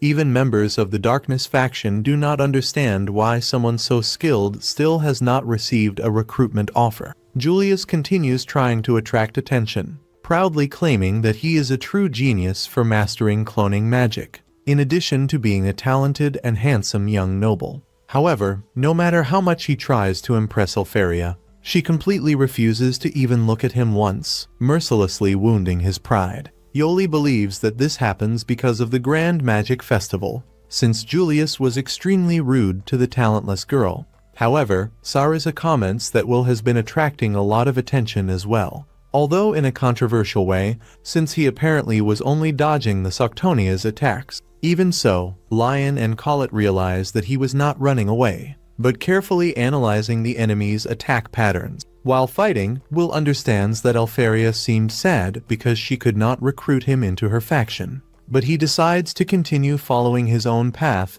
in order to reach her through his own strength. After observing the creatures long enough, he finally counterattacks, defeating a Soctonia with a single strike. Everyone becomes impressed by his speed, strength, and ability to predict the monster's movements.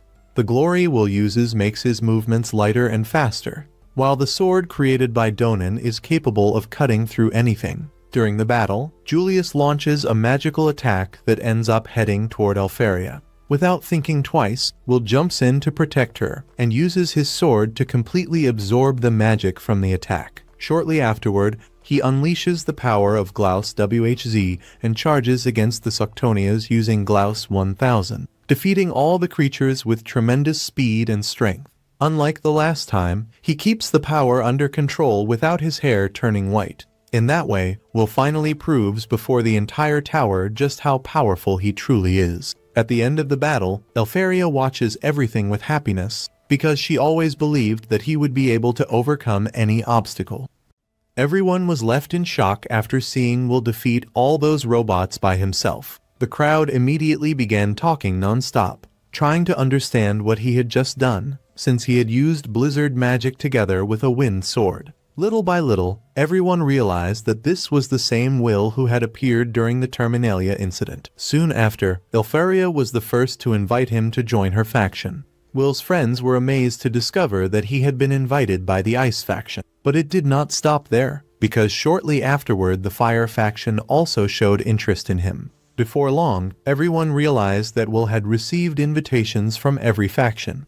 That left everyone stunned, while Julius grew increasingly irritated as he realized that Will was stealing all the attention for himself. The announcer then explained that Will was free to choose whichever faction he wished to join. However, before the situation could progress further, one of the men interrupted everything and asked everyone to wait a moment, claiming that what Will used could not truly be considered magic. He acknowledged that the boy's actions during the Terminalia incident had been important, and because of that, he had been allowed to climb the tower as a celebration. Even so, there was still doubt about whether Will truly possessed the qualifications necessary to enter one of the magical factions. Vina immediately questioned whether Kreutz had not seen what had just happened. After all, Will had used several different spells in front of everyone. Kreutz calmly replied that he had observed everything perfectly. However, in his view, Will had not cast any magic at all, but merely taken advantage of other people's magical power. To Kreutz, Will's true nature was not that of a mage, but rather an extremely brutal warrior. In his opinion, allowing Will to reach the tower was the same as allowing a dwarf to climb up there. Just the thought alone filled the man with fear. Eleanor then told Kreutz to stop dragging things out and get straight to the point. If Will possessed any magical talent, then he needed to prove it right there in front of everyone. Because of that, Kreutz decided to summon magical creatures created specifically to subjugate dwarves. Those monsters were known as Wurzus. He asked everyone to watch carefully and demonstrated how to defeat one of them easily with a single magical strike. According to him, even weak magic was enough to destroy those creatures, because their slimy bodies could only be affected by mana. In other words, someone incapable of generating mana would never be able to defeat them. Will immediately charged forward and sliced the creature in half, but the monster simply regenerated moments later. Kreutz explained that physical attacks were completely useless against that species. One of the Magia Vander quickly spoke up, stating that Kreutz was telling the truth. The tower represented the absolute pinnacle of the magical world, and a sword incapable of using magic on its own would never be allowed to advance. Even after hearing that, Will continued attacking over and over again, but none of his strikes seemed to work. Even so, he knew that monsters of that type usually hit a core inside their bodies. After observing it carefully, Will managed to spot the core and tried to strike it directly. However, even then, the attack had no effect whatsoever. The man then explained that those creatures were made entirely of viscous liquid, so destroying them was not something so simple. Suddenly, the monster unleashed a powerful electric discharge, forcing Will to retreat immediately. Seeing that, his friends remembered everything he had done to save them and decided to help him. However, the man stopped everyone and declared that Will needed to face it alone. According to him, that was an inquisitorial hearing created specifically to eliminate irregular elements. Showing no interest in dragging things out any further, Kreutz used his own magic and made the monster disappear within seconds. To him, continuing that discussion was merely a waste of time. In his opinion, Will should remain nothing more than an incolor. His name should stay among the lower classes of the higher institute. Even so, he acknowledged that the power used to defeat the Devander, known as Wise, was truly terrifying. Because of that, he intended to study it and ensure that power would serve the magical world. Many immediately understood that Will would end up becoming nothing more than a research test subject. Elfaria was clearly irritated by the situation. At that moment, another Magia Vander asked everyone to quiet down already. He stated that, regardless, they still needed to carry out another blooming, so he wanted to leave that exhausting discussion for later. One of the women explained that under normal circumstances, the next blooming would only happen 6 months later. However, after the losses suffered in Terminalia,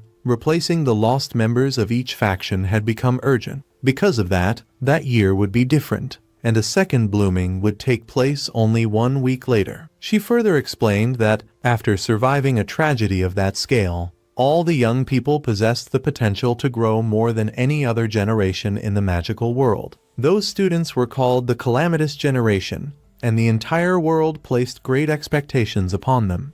According to her, everyone would need to train to their limits, to the point of coughing up blood if necessary. Precisely because of that, those who had not received blessings that day would need to work even harder to achieve better results in the next blooming, and that included Will as well.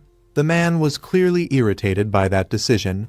Even so, the Magia Vander agreed, stating that they would continue observing the value of each individual, exactly as they had done until becoming Magia Vander themselves. Soon afterward, everyone began leaving the place, while the man remained irritated, unable even to let out a sigh of relief. Julius was also frustrated after discovering that he would have to go through all of that once again in only a week. As for Will, he ended up collapsing onto the ground and started laughing at his own situation. To him, whenever something finally seemed within his reach, some obstacle would always appear in his path.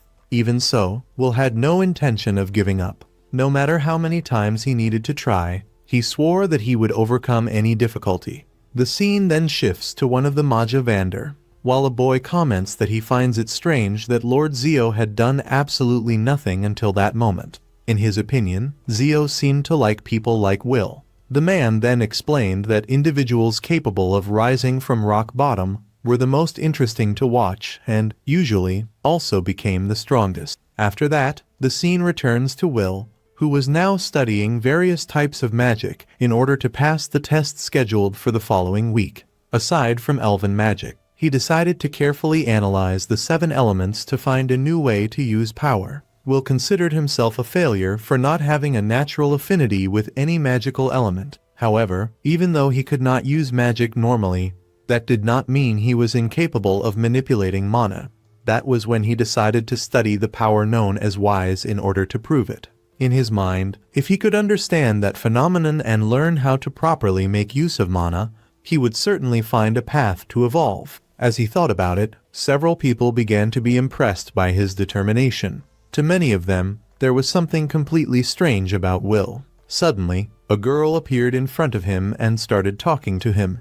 Will immediately remembered that she was one of the girls who had spoken to him after the Grand Magic Festival. The girl then introduced herself as Emma Clever. She explained that everyone was planning to go to the dungeon before the next blooming. According to Emma, the group had already received official permission from the higher institute. She continued by saying that they were all becoming high mages, so they now had permission to descend beyond the 10th floor of the dungeon. In addition, they believed that facing the Guardians would be the best way for everyone to train together. The group wanted to join the Fire faction and follow in Sion's footsteps. They also knew that doing so would not erase the mistakes and failures of the past, but they still wanted to keep moving forward. After hearing everything, Will decided to accept the invitation. However, before they could continue the conversation, Julius suddenly appeared saying that he wanted to train together with Will. He stated that playing around and making friends was not what Will needed at that moment. The most important thing right now was learning how to control the power called Wise. Because of that, Julius decided to help him personally. Will was surprised and admitted that such help would be extremely useful, but he still wanted to understand why Julius would do something like that. Julius replied that a lot had happened recently, but that he, Wignall, and the others already considered Will a true companion. Without thinking twice, Will accepted the offer. Even so, Julius had his own interests. He intended to help Will because he knew Elfaria would eventually see all of it. To him, earning points with her would increase his chances of entering the Ice faction. Julius intended to take as much advantage of Will as possible and would do anything necessary to join that faction. Without wasting any more time, Julius told Will to stop stalling and begin the training immediately. The scene then shifts to the two training together. Will manages to charge his sword and asks what he should do next. Julius then explains that the monsters used in the training were low-level guardians. However, if they were filled with enough mana, they would not disappear easily even when struck by magic of the same element. From that moment on, Julius wanted Will to learn how to carefully control his energy consumption while fighting and moving. According to him, that would be the first step toward preventing the Guardians from being destroyed too quickly during training. Julius then decides that he will make Will learn how to use Wise in a way that allows him to activate that power on his own. He recalls that Will spent 6 entire years attending the academy and, even so, never managed to use even the most basic spell possible. Because of that, instead of wasting time trying to learn existing conventional magic, Julius believed it would be far more useful to focus on the power that Will already possessed naturally. Will understood perfectly what Julius meant, but he still had no idea how he could achieve that. After all, since he could not use magic by himself, he had always depended on charging himself with other people's magic. In his view, trying to manually prepare Wise using only his own strength sounded like a complete contradiction. What Julius was proposing was practically the same as turning 0 into 1, something similar to creating an entirely new form of magic. Julius then tells Will to stop overthinking and listen carefully. According to him, the method was much simpler than it seemed. The name of the technique was mana anchoring. Even if the mana initially used belonged to Julius, if Will managed to keep it anchored inside himself long enough, that energy would eventually become part of him. Julius explains that if Will's current capacity were equivalent to 100, he would only need to maintain 100th or even 1,000th of that amount active. The most important thing at that moment was drastically reducing energy consumption while continuing to sustain mana within his own body. In addition, Will needed to learn how to carefully control that flow of power. The ideal objective would be to use Wise only during combat, activating the power only when it was truly necessary. If Will managed to do that, then it could practically already be considered real magic. Julius then reminds him that during the next blooming, Will would probably have to face that same ooze once again. Therefore, the only important goal was finding a way to defeat that creature. Because of that, it did not matter if Will could only control an extremely small amount of mana. According to Julius, there was a limit to how much someone could evolve in only 1 week. So instead of trying to solve everything at once, Will needed to reverse the logic of the training and reduce his challenges as much as possible. After hearing the entire explanation, Will finally begins to understand the true purpose of that training. To prevent the Guardians from being destroyed during the exercise, he needed to develop enough skill to keep the mana anchored in a stable and lasting way.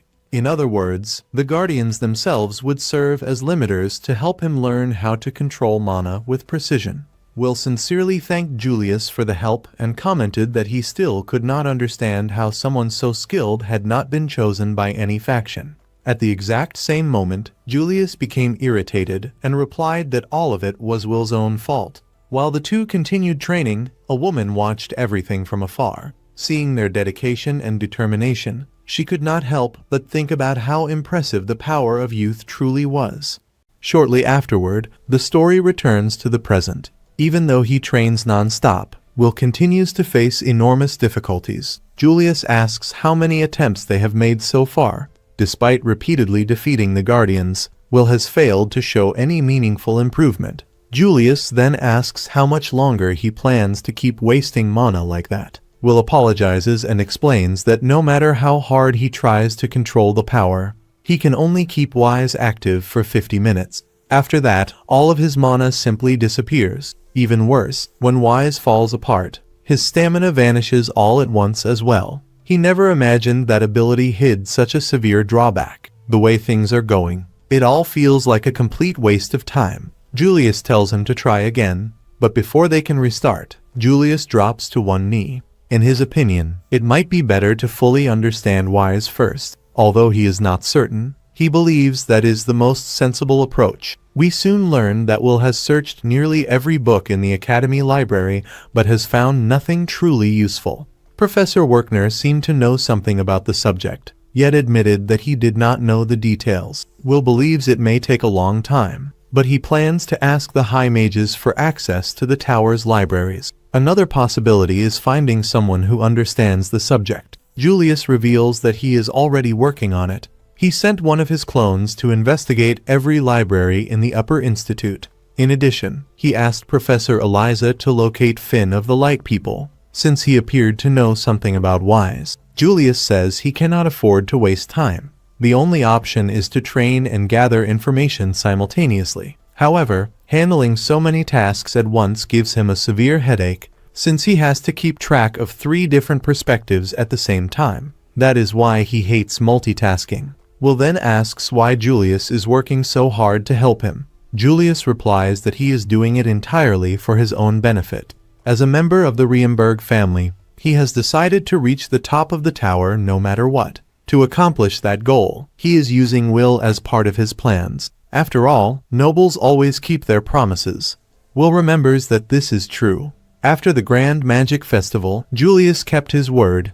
That even applied to Master Donan and the other dwarves. Because of that, Will believes Julius is an extremely kind person. Elk comments that kindness takes different forms depending on the person. Colette's kindness, which leads her to constantly help others, is different from Professor Werkner's kindness, which comes through scolding and teaching. Even Sion has his own kind of kindness, though it is tied to pride and nobility. Even so, Will still sees Julius as an incredibly kind person. Those words remind Julius of someone who said the exact same thing in the past.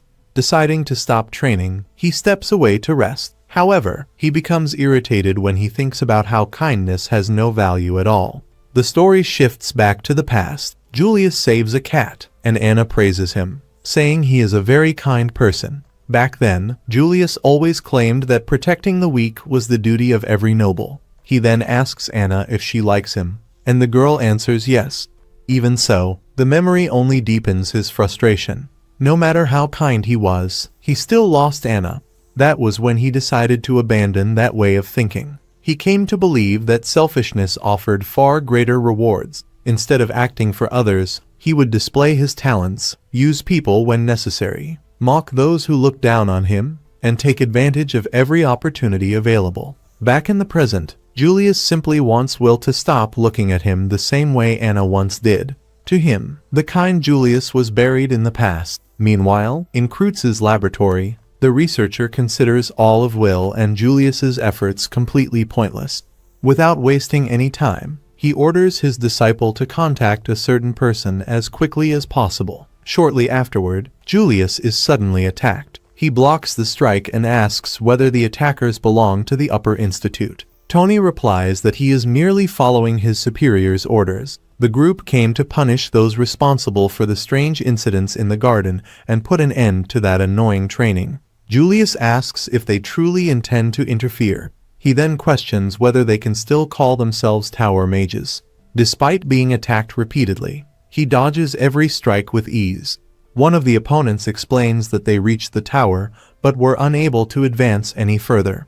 After all the humiliation they suffered, they believe defeating Julius and Will earn them recommendation letters from every faction. Julius understands the situation perfectly. It is simply another result of the cruel rivalry within the tower. In their desperate attempt to escape the graveyard, those wands even abandoned their own pride. Corrupted as they are, they remain high mages. However, Julius has spent too much mana using his guardians and Ars Weiss, so he is far from his best condition. Even so, he laughs at his opponents. He says Tony is a year older than him, Mary is still arrogant, and Oron was already conceited despite being younger. According to Julius, after creating spells and reaching the tower so quickly, they ended up becoming complete failures. To him, they are all pitiful. The Upper Institute has consumed them completely. He refuses to end up as discarded trash the same way they did. The three respond that no faction chose him either. Just like them, Julius remains colorless.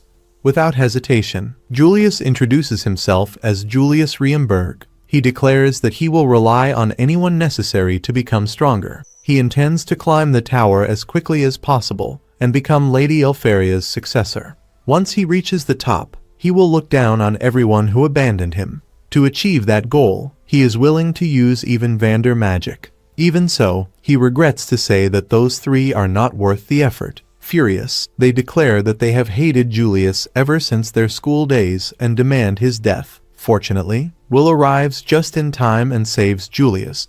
Right afterward, he apologizes for being late. He explains that he was attacked by high mages and therefore suspected that Julius might also be in danger. Julius asks why he insisted on helping him. Will replies that he knows very well how much Julius embarrassed him during the Grand Magic Festival. On top of that, Julius has repeatedly said that he acts out of pure selfishness and is only using him to achieve his goals. Julius then asks if he is an idiot. Without hesitation, Will answers yes. He tends to like people who are kind to him. After all, he really is a huge idiot.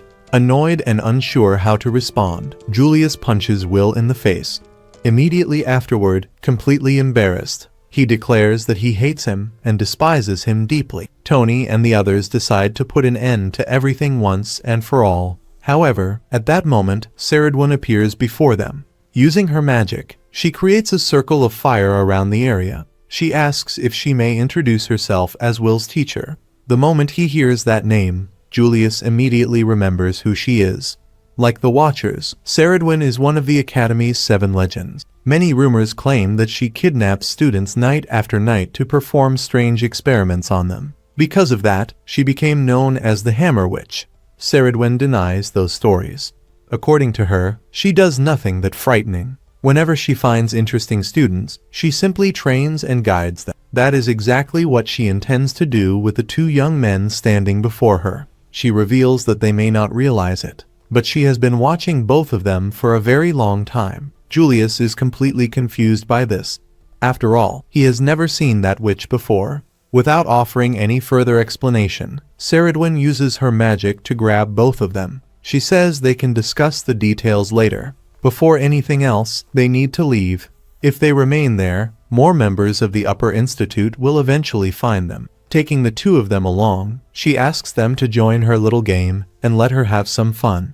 The scene shifts to the tower. Iris asks why Lady never granted her blessing to Julius. In her view, someone so talented should not remain in the shadows. As an observer, she feels she cannot simply ignore the situation. Lady replies that Julius said countless offensive things to her.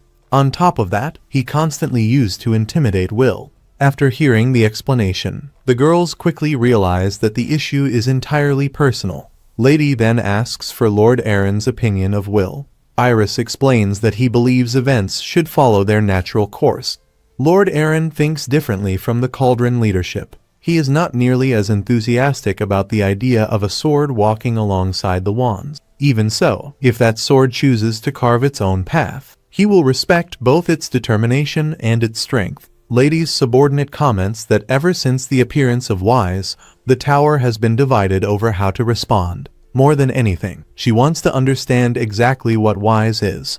Even she does not fully understand the phenomenon. All she knows is that it is a power capable of turning the world upside down. Although she realizes it may sound disrespectful in front of Lady, she admits that she still has not decided where she stands regarding that power. Iris responds that if the situation involving veteran Wills becomes a problem, she will personally take responsibility for him as an observer. Therefore, she asks Lady not to worry. Lady simply comments that crazy people truly have no fear of exposing their own delusions. Immediately afterward, both of them allow their auras to emerge, making it clear that they each have a special interest in Will. The story then returns to Will and Julius.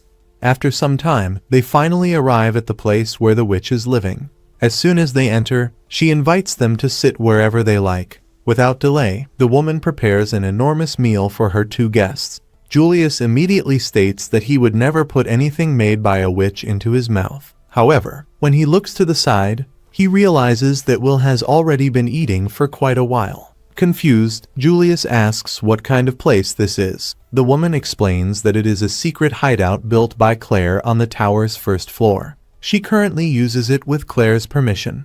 After all, Claire is her apprentice. Without lowering his guard, Julius asks about her true intentions, since she appeared out of nowhere and saved them both. Will asks him to be a little more patient. No matter what, she ended up helping them. However, Julius insists that Will be more careful. According to him, the woman could easily be an assassin sent by the Upper Institute who is merely pretending to have good intentions. Furthermore, even if she is not an enemy, any mage devoted to perfecting their craft rarely does anything without expecting some kind of benefit in return. The stories surrounding the 7 legends themselves suggest that she might be interested in turning them into test subjects. The witch replies that the situation is complicated. She admits that caution is usually an important quality for any talented mage. However, this time Julius is completely wrong. To prove it, she opens several magic circles simultaneously. Will watches in amazement. The ease with which she casts those spells is unbelievable. From the portals emerge attacks from nearly every known element except light. The woman explains that if she truly wanted to hurt anyone there, she could eliminate both of them within seconds. Although that does not completely prove her intentions, she hopes it is enough to convince Julius. After all, if she were an evil witch, he would have been eaten long ago. Even so, Julius demands a proper explanation. Unless she reveals her goals, he will not allow Will to become her disciple. The witch then reveals that she possesses some knowledge about wise. She may not know everything, but she believes she can help Will better understand that power. That is the first reason she decided to appear. The second reason involves the Upper Institute. According to her, the methods they use are highly questionable. There are people working to isolate Will and turn him into a target for their own interests. Upon hearing that, Will immediately realizes who she is talking about. The scene shifts to that man. He has just received news that Will has disappeared. According to the reports, someone interfered before they could carry out their plans. Without wasting any time, he orders the search efforts to be intensified. There is no record of anyone leaving the tower's first floor, which means Will must still be hiding somewhere. One of the subordinates asks why he is willing to pick a fight with Lady Elfaria just to capture Will. The man replies that it would be a waste to hand someone so valuable over to people obsessed with conflict and war. According to him, wise must be used efficiently. As he speaks, he observes a creature known as a mage killer. He admits that he does not know which organization created it, but considers its efficiency extraordinary. Even monsters with little intelligence are capable of using it properly, and there is also the possibility of mass producing them. In his view, that should be the real objective. With only 5 extremely durable blades, the celestial invaders became opponents that were nearly impossible to defeat. Because of that, he believes they should not focus solely on exceptional individuals, but instead create standardized supremacy. His goal is to turn wise into a tool that anyone can use. To him, that is the greatest challenge the Upper Institute must overcome. However, before any progress can be made, Will must be studied in detail. His body needs to be analyzed. As he says this, he begins cutting apart the monster in front of him. One of the subordinates expresses concern. Not even the tower factions or the Vander Magia know that this project is taking place. If Lady Elfaria discovers the truth, the Upper Institute could face severe consequences. The man, however, shows no concern. He orders them to inform the factions that they will soon have an effective way to deal with the mage killers. After that, he intends to completely uncover the secrets of wise. The story then returns to the witch. She explains that her wish has always been to watch young people follow their own paths and grow on their own. However, the current situation has gone too far. She has no intention of standing by while others try to turn them into mere research subjects. That is precisely why she decided to help Will. In addition, Elfaria personally asked her to intervene. After explaining everything, the woman states that the decision is now in their hands. What happens from this point forward will depend entirely on Will and Julius. Will replies that he wants to trust her. For some reason, he feels that the witch is telling the truth. It is difficult to explain, but it feels as though he has known her for much longer than he should have. Satisfied with his answer, she decides to help the two of them. Then, completely out of nowhere, she makes a strange request. She says she knows it sounds sudden, but asks both of them to take off their clothes. And with that, another episode comes to an end. Will ends up being forced to take off his shirt. The situation leaves him extremely embarrassed, but the witch, practically fascinated by the sight, simply tells him to stay still. Seeing this, Julius becomes even more irritated, since he had always suspected she had ulterior motives behind her actions. The witch then asks Will to lower his arms so she can get a better look at him. As he watches the scene unfold, Julius concludes that she really is nothing more than a pervert. However, when she examines the boy's back, her expression changes completely. She is shocked by the huge number of scars covering Will's body. Julius had heard many rumors about him before, but now he wonders how many of them were actually true. It is also obvious that Will sacrificed a great deal to make it to the tower. The witch approaches his back and asks how he got those scars. Will replies that he believes he got them while protecting Elfie when they were children, though he cannot clearly remember the details. A moment later, she gives his back a hard slap. She then explains that she is looking for the second door. During all that time, she had carefully observed both of their training sessions. In her opinion, Will was very smart to focus on anchoring. If he can learn to control the mana he absorbs, that path will certainly lead him to wise. Her reasoning is correct, but she believes he needs to be more honest with himself. In the end, she praises the training Julius conducted. Even so, the boy believes all that effort produced no results at all. The witch disagrees. According to her, Julius was right from the beginning because Will is the very definition of anchoring. The truth is that he has already surpassed the barrier related to mana storage. That is because the blood of mages and wands runs through his veins. However, Will's body has an unusual trait. Unlike everyone else, he cannot release mana on his own. His body absorbs magical energy from the environment and constantly stores it. Now, Will's task is to learn how to access that reserve whenever he wants. That is the next goal he must achieve. Confused, Will asks her to wait a second. His entire life, he believed he needed external spells to recharge his power. The witch replies that this is not entirely wrong, but there is more to it than that. The proof is that he has already activated his power before without using any previously stored spells. From now on, he must put that concept into practice. By revisiting the source of this magic tied to his blood and memories, he will be able to recharge himself without relying on anyone else's magic. It will be a completely new way of recharging. Creating a magic circle, the witch pushes Will into its center. She explains that she will guide her own mana through the lock inside him and lead him to a specific place. To do that, Will must reconnect with his origins. Whatever he discovers there must be engraved deeply into both his mind and body. When the spell activates, the lock finally opens. The witch warns him to be careful. As he dives into his memories, Will awakens in a peaceful place surrounded by flowers and filled with a serene atmosphere. The moment he opens his eyes, he finds Elfaria. She warns him that the forest is dangerous and says they need to hold hands if they want to get out safely. Meanwhile, the story returns to Julius and the witch. The boy asks what is happening,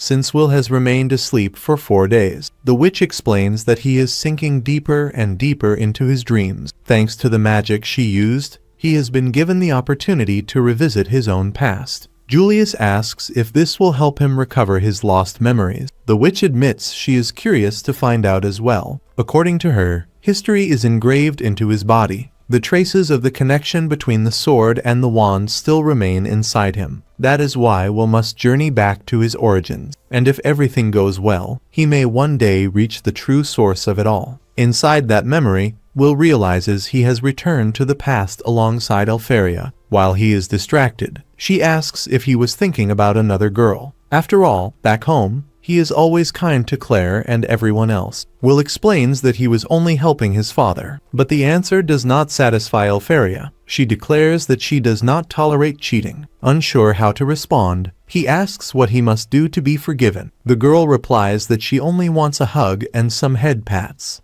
After getting what she wanted, Elfaria suggests that they go hunt monsters together. Will considers the idea dangerous since they are still very young. He reminds her that she is incredibly talented, while he cannot even use magic himself. At that moment, Will notices something strange. Every word coming out of his mouth seems automatic. It is as if he is merely repeating what he said back then. With no control over his own speech, he begins to wonder if he is simply reliving the events of the past. Elfaria, however, tells him not to worry. She shows him the book they both loved so much. According to her, simply carrying that book gives them enough courage to face anything. She also promises to protect him. Hearing that, Will remembers that he was extremely cowardly back then. Because of that, Elfaria was always the one taking the lead and looking after him. This makes him wonder exactly when she began to place more trust in his strength. After walking for quite a while, Elfaria reveals her second secret spell, one she created herself. It is a simple and gentle spell capable of producing small ice candies. She asks Will to keep it a secret and not tell Claire or anyone else. Curious, Will asks why she always gives him those candies. Elfaria replies that he is always sharing everything he has with the children at the orphanage. Besides, whenever he eats the ice candies, a part of her always remains inside him. Shortly afterward, she goes back to reading the book. As he carefully studies one of the illustrations, Will notices that the character depicted looks a lot like Finn. As time passes, sleep begins to overtake him. Noticing this, Elfaria asks him to rest his head on her lap. Will agrees and eventually falls asleep. While he sleeps, she slowly leans in, intending to kiss him. However, before she can do anything, he wakes up, completely embarrassed. She quickly pulls away and drags him along so they can continue searching for the monster. The two eventually arrive in a dark and gloomy part of the forest. Elfaria explains that a war is taking place in a place called Regarden. According to the rumors, many dangerous people and monsters have been fleeing from that region. As a result, some of those creatures have entered the forest and started causing trouble. Hearing this, Will begins to remember what happened. 10 years ago, he and Elfie really did sneak into that place. The two entered the forest behind the orphanage despite his father warning them not to go there. As he tries to recall the rest of the events, something suddenly appears behind them. A monster attacks without warning. Fortunately, Will reacts in time, dodging the strike while pulling Elfaria out of danger. After taking a closer look, she identifies the enemy as a crystal wolf. Will immediately understands the situation. It was a monster created by a maid. Elfaria uses her magic to create several clones and attack the enemy. However, the wolf manages to counterattack and sends the attacks back at the girl. During the battle, Will ends up getting injured. Even without an effective way to defeat the creature, Elfaria remains determined to protect him. Faced with such a desperate situation, Will desperately wishes he had power. Seeing Elfaria on the verge of death, his emotions explode. His entire life, he hated depending on her protection.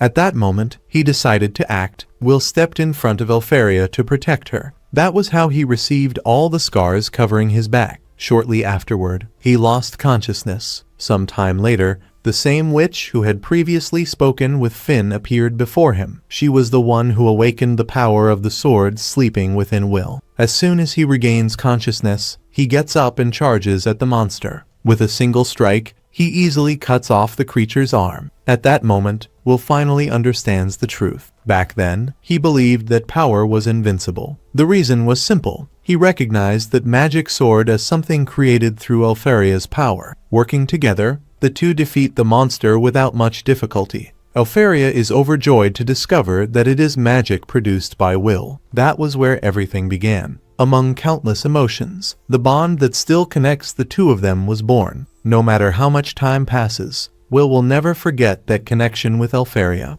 As he awakens from his memories, he finally understands the mana he has used throughout his life. With a new understanding of himself, Will rises and decides to face the final test. The witch then encourages him to create his own story and shine brighter than light itself. And with that, another episode comes to an end. If you enjoyed it, be sure to leave a like and subscribe to the channel for more content like this. See you next week. Until next time.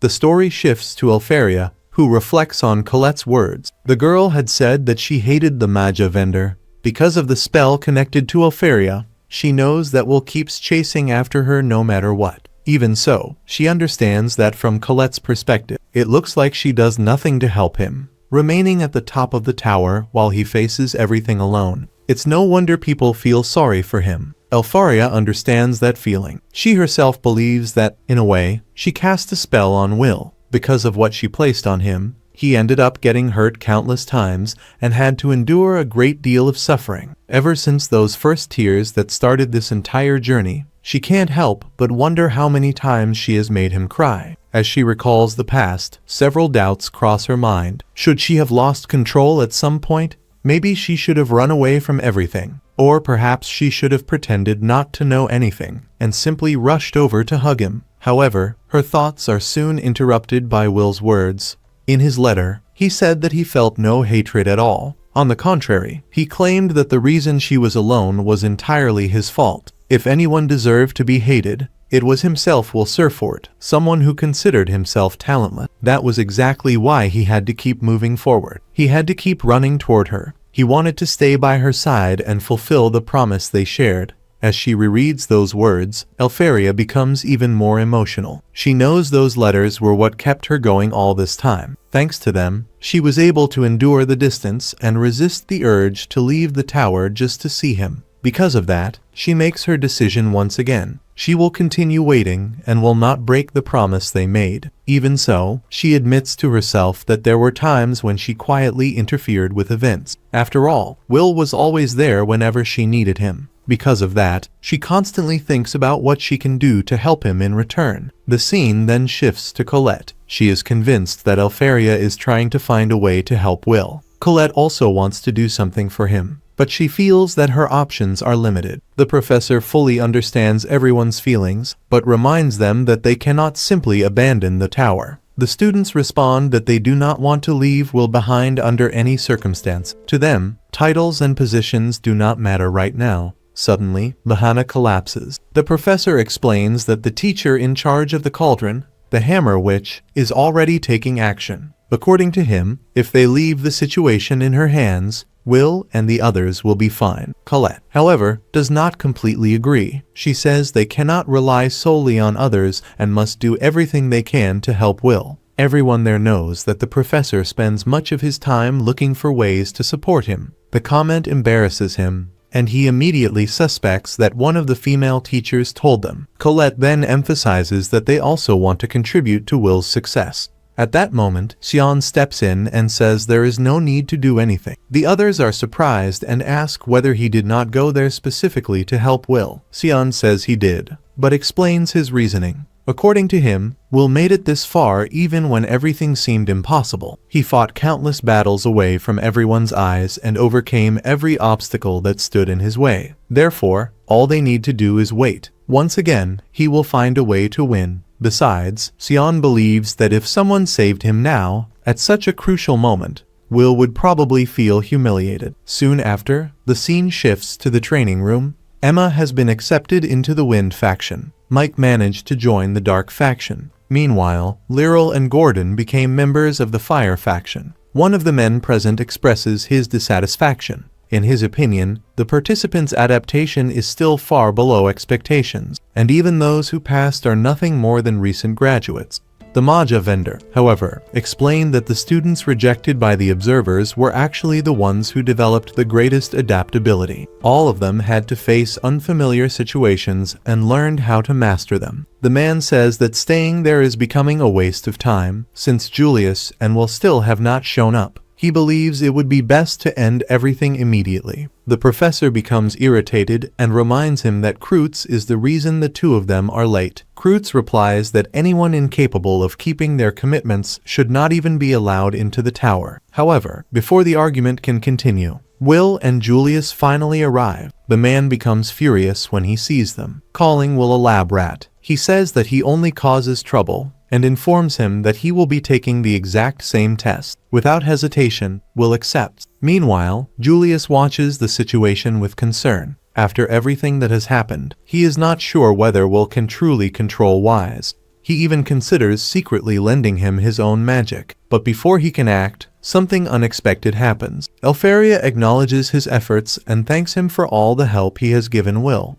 At the same time, the witch watches everything from afar. Thanks to her magic, the gate to Wise was able to be opened. Will then remembers that all the knowledge had been gathered into a single book. After studying and understanding that information, he finally succeeded in unlocking his true power. Everyone is shocked when they see Will using ice magic through Wise. Kreutz, in particular, can hardly believe what he is witnessing. Will then recalls the magic Elfaria cast on him. It was never a curse. From the very beginning, the two of them shared a spell called a promise. He feels that he still has not repaid everything he received from her. Maybe that is why Elfaria started blaming herself. However, to Will, that makes no sense. She gave him countless things over the years. More than anyone else, she was the one who gave him the courage to keep moving forward. Because of that, all he wants now is for her to wait a little longer. He wants to show her how much he has grown, at least one last time. He then unleashes a powerful strike and shatters the target. The spectators realize that his magic is weaker than before, but its power still exceeds the level of intermediate spells. Impressed, the witch decides to award him the highest possible score. At that moment, Finn appears. Since she was the one who sent Will to climb the tower, she chose to respect his wishes and simply watch from a distance. He comments that she did a remarkable job, or perhaps he should address her by her proper title, Headmaster Cauldron of the Magic Academy. The woman replies that, in that form, she prefers to be called Ceridwen. She also remarks that using aging spells on herself is extremely exhausting, especially since she still considers herself young. She is also aware that Finn quietly interfered with events. After all, he was the one who gave the rare Whist gem to the dwarves so they could forge the sword. Finn explains that Will has become a new user of the fifth element and asks her to overlook that small gift. He also says that Will's abilities are still developing. His method of amplifying mana to recharge himself is still quite primitive. However, thanks to the enhancement provided by the silver infused with Whist, everything works much more efficiently. The professor adds that Will still lacked the experience necessary to use magic through the magic sword. As a result, he ended up paying a heavy price. However, after 6 years of studying at the academy, she finally managed to teach him everything she could. Finn is pleased. To him, the unknown that Ceridwen has always sought may be exactly what will reveal to the world. He can barely contain his excitement. Kreutz, on the other hand, completely loses his patience and throws his wand away. Everyone remains amazed by the strength Will has displayed. Shortly afterward, Will realizes that his body has returned to normal. However, he also notices that his energy is drained much faster than during a normal recharge. Because of that, he understands that he cannot use that power carelessly. Even so, Kreutz remains dissatisfied. He argues that it still cannot be considered true magic. Surprisingly, many of those present agree with him, claiming that Will's magic still needs to be studied. Julius is outraged and asks whether they really intend to keep this going. One of the women explains that the situation simply shows how unique Will is. Not even the great mages who lead each faction know exactly how to deal with him. According to her, only those at the top of the tower, the Magia Vander, possess enough authority to make a final decision. However, there is a problem. Since Will and Elfaria are practically family, any action she takes could be viewed as favoritism. Because of that, before Elfaria completely loses her temper, they will need to convince another Magia Vander to support the boy. At that moment, one of them stands up and declares that there is no point in continuing the debate. If they want to uncover the truth, there is only one solution. Zio decides to put Will to the test. A single strike will be enough. If he can overcome it, his abilities will be proven. Zio then unleashes a terrifying attack. Will suffers serious injuries. but he still manages to devour the strike. Seeing this, Finn becomes incredibly excited. He explains that by absorbing the attack, Will was able to charge his sword and reduce the impact by half. Naturally, he could not absorb all of the energy. As a result, part of Zio's massive lightning power burned his body. Even so, he withstood a blow considered almost impossible to block or split apart. Zio watches in surprise. He never expected Will to survive one of his attacks. Excited, he declares that everyone has just witnessed the boy's potential. Will took a direct hit from a Magia Vander and is still standing. To Zio, there is no better proof than that. He officially acknowledges the young man's talent and states that his place is no longer down below. He wants to see him climb the tower as quickly as possible. Even after all of that, however, Kreutz continues insisting that they wait before making a final decision. Since the blooming is an important ceremony responsible for determining the factions, Zio decides to end the argument once and for all. He appears in front of the man and asks whether he would be capable of enduring one of his attacks, considering how confidently he has been speaking. According to Zio, if that man is making so many demands, then Kreutz should be able to pass the same test as well. He continues by saying that if the man could not survive the attack, then all that talk about proving someone's worth would become completely meaningless. Without any concern for being polite, he even calls him a four-eyed little punk. Hearing that, the man freezes completely. The shock is so overwhelming that he abandons any attempt to argue and immediately starts running away. Not long afterward, he officially acknowledges Will's right to remain there. At that moment, Elfaria can no longer hold herself back. She runs to Will and hugs him tightly. Tears begin to fall as she apologizes for not being able to help him the way she wanted. Will responds right away. He asks her to stop apologizing. Instead, he just wants to see her smile. After all, after everything he went through, he finally managed to reach the place where she had been waiting for him all this time. The emotional moment, however, lasts only a few seconds, when Will starts to say that he will be joining Elfaria's group. Zio suddenly appears and cuts him off. Without showing any intention of negotiating, he declares that Will be joining his faction. According to Zio, he always gets what he wants. For that reason, he has no intention of losing to Elfaria in this competition. Before Will can finish his response, the situation takes an unexpected turn. Zio acts quickly and knocks the boy unconscious. Elfaria reacts immediately. Annoyed, she glares at Zio and makes it clear just how upset she is. As far as she is concerned, there is one thing she never wants to lose to anyone: Will. The tension rises within seconds. The two take fighting stances, ready to clash at any moment.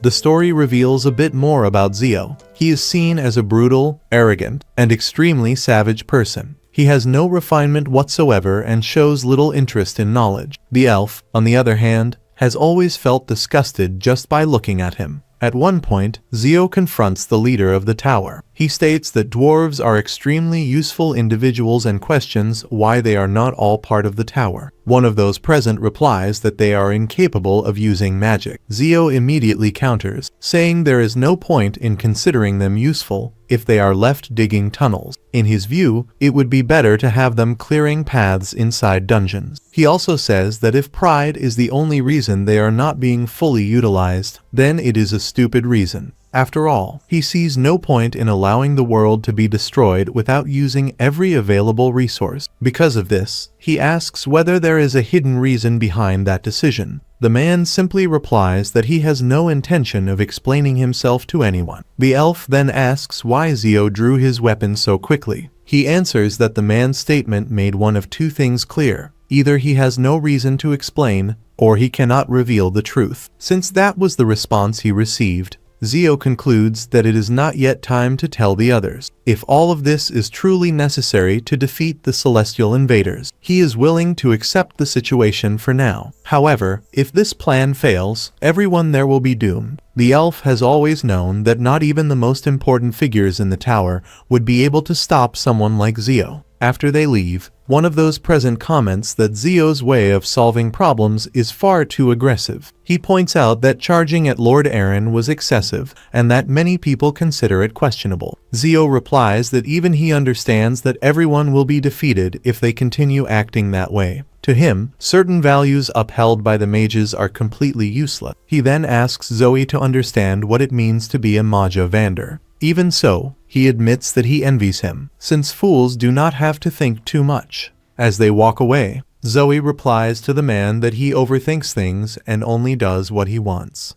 Elfaria knows very well that as long as Zio is on their side, everything will be fine. However, if he ever becomes an enemy, the Lightning Lord's wand, Thorsia's Fass, would be a terrifying obstacle. The story then returns to the anime's present events. Zio and Elfaria decide to settle everything through a duel, and will stand by the winner's side. The girl wishes the Magia Vander would stop the fight before it is too late. However, they consider it a waste of time. According to them, any interference would only delay the inevitable conflict. The elf does not seem to care much about that. To her, if Zio and Elfaria end up killing each other, it will simply be another reason to drink and forget her problems. Without wasting any time, Elfaria takes the initiative. She uses her magic to attack Zio and creates a massive ice-covered battlefield, making the environment perfect for combat. The start of the fight leaves everyone shocked. Suddenly, Zio appears behind her and uses one of his most powerful attacks. Moments later, he appears on top of an ice formation, surprising all the spectators. His subordinate explains that Elfaria used the brief moment when Cardinea blocked everyone's vision to cast her magic. Elfaria's casting speed is considered the fastest in the entire tower. In addition, her ruthlessness when facing enemies is equally well known. Right afterward, she creates multiple magic circles around Zio and launches countless attacks simultaneously. Despite taking all of them head-on, Zio does not suffer so much as a scratch.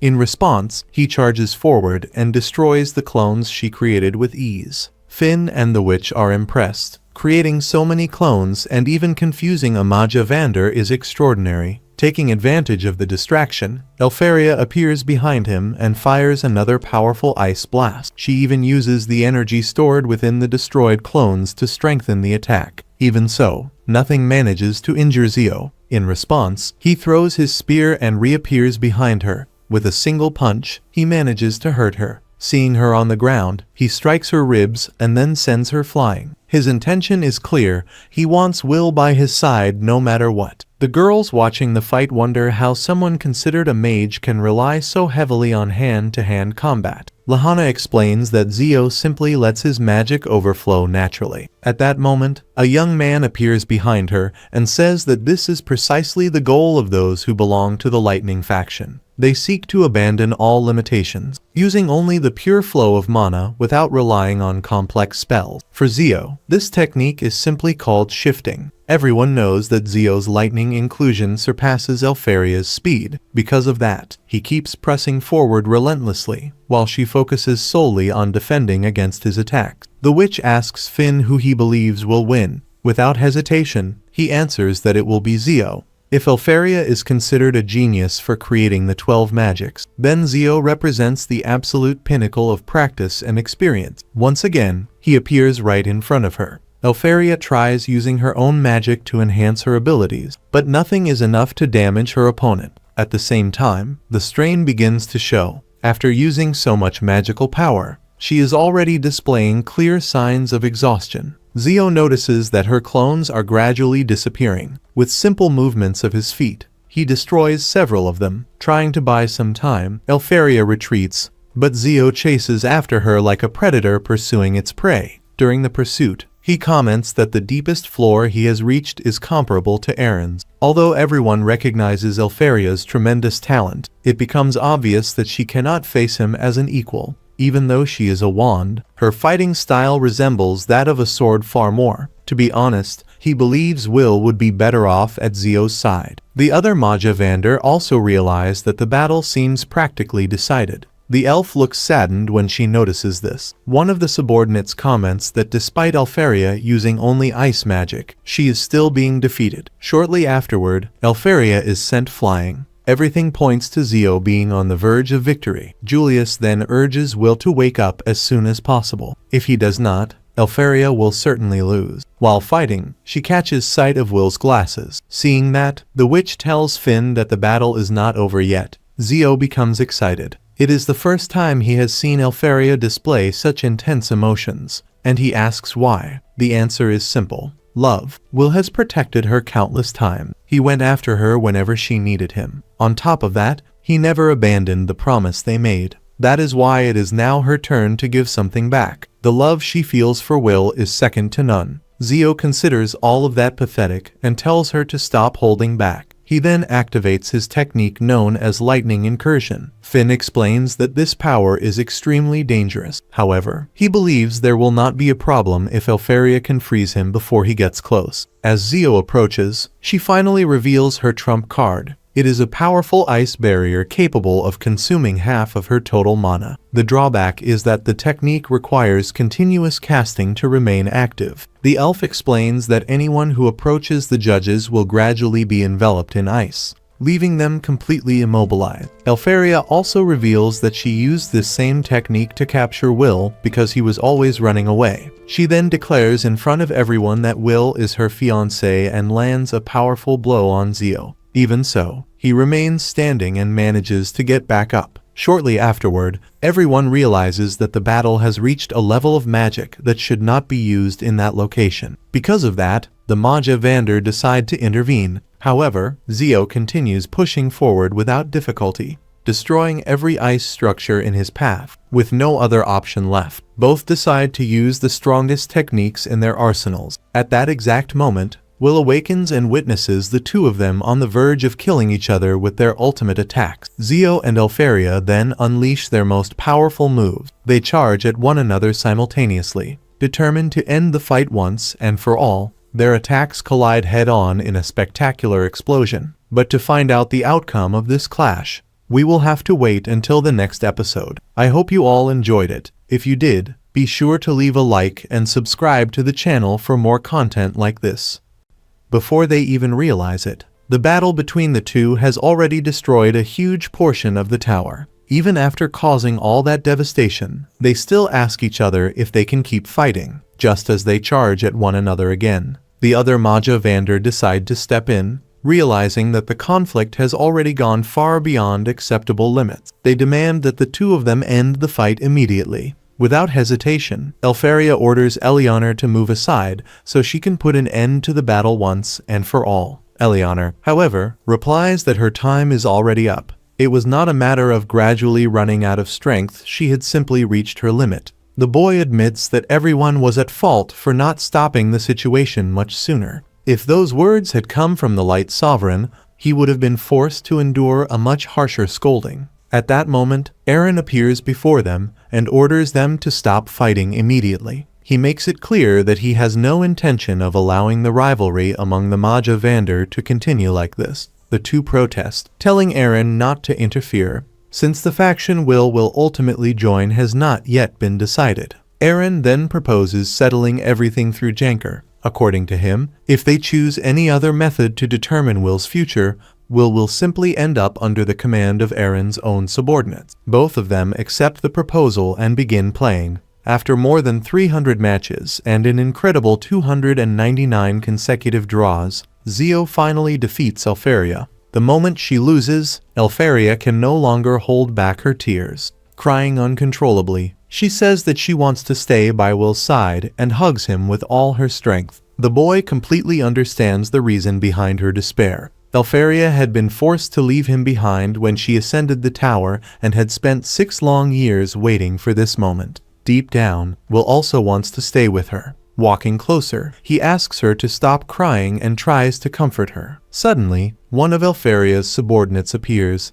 pulls her away, and tells her that she should not humiliate herself like that in front of everyone. Zio had expected Will to be furious after everything that had happened. However, the boy explains that he cannot act while thinking only about himself. If Elfaria keeps fighting like that, she will only end up getting hurt again. Because of that, Will makes just one request. He wants Zio to promise that he will never fight Elfaria again. If that promise is ever broken, Will declares that he will defeat Zio and immediately go to her. The faction leader begins to laugh, saying that he truly likes Will's determination. Agreeing to his request, he officially announces that, from that day onward, Will is a member of the Lightning faction. Right afterward, Zio tells Will that he should start preparing immediately because he has no intention of going easy on him during training. Shortly afterward, the scene shifts to a celebration at Claire's house. Everyone is happy because they all managed to join a faction. The story then shifts to Lehana. Will notices that she is lying on her bed without even taking a bath and asks if something happened. She replies that the exhaustion from the past several days has finally caught up with her. Now that Will has joined the Lightning faction, he will soon understand the reason for her fatigue. Will remarks that the way she says it only makes everything sound even more worrying and a little frightening. Wanting to help her, Will asks if she is hungry and hands her a plate piled high with meat so she can regain her strength. At that moment, Julius appears and says that the entire tower has been in an uproar simply because Will joined the Lightning faction. He explains that he spent quite a while trying to calm Elfaria down because she would not stop crying. According to Julius, she kept repeating that she wanted to give everything up and even tried to run away. Soon afterward, Julius hands his glasses to Will and asks him to keep them. Seeing this, Colette becomes jealous after realizing how close the two of them have become. Wignall comments that she is envious because Julius managed to build a friendship with Will before she even noticed it. Feeling embarrassed, Julius replies that he did not do anything special and says that he has no interest in having a friendship that is merely superficial. Will then admits that he has finally started to understand everything that has been happening. He now realizes that Julius has a much kinder side than he had ever imagined. A little later, the other students who passed the trial alongside will show up, wanting to introduce him to many more people. Watching everything unfold, Colette comments that, just as Emma had said before, she can no longer keep Will all to herself. That realization leaves an emptiness inside her because she understands that she is no longer the boy's only friend. She also admits that she is being selfish and confesses that the whole situation is giving her a headache. Wignall replies that putting herself down will solve absolutely nothing. He explains that choosing not to wait does not mean giving up. According to him, people must earn the closeness of those they admire through their own efforts. That is exactly what he learned by watching Will. To Wignall, someone who feels afraid yet still chooses not to run away shows true courage. After hearing those words, Colette says that she also wants to act with courage. She then reveals that there is something important she wants to tell Will. The scene changes once again, showing Will talking with everyone present. A little later, Julius approaches Sion and jokingly asks whether he is sad now that he no longer has someone to pick on. Sion replies that it is no longer necessary. According to him, Will is no longer the pathetic boy he once was. Although Will can still get on his nerves, he is no longer a burden. He never imagined that this day would actually come. Soon afterward, Will walks over to Sion and thanks him for everything he did during Terminalia, at the graduation ceremony, and on many other occasions. He then says that he would like to repay all of that kindness. However, Sion interrupts him, saying that he does not want that kind of gratitude. For him, all that matters is that they fight each other once. Julius also expresses interest in joining the match, joking that this way he will not even have to charge for the training sessions.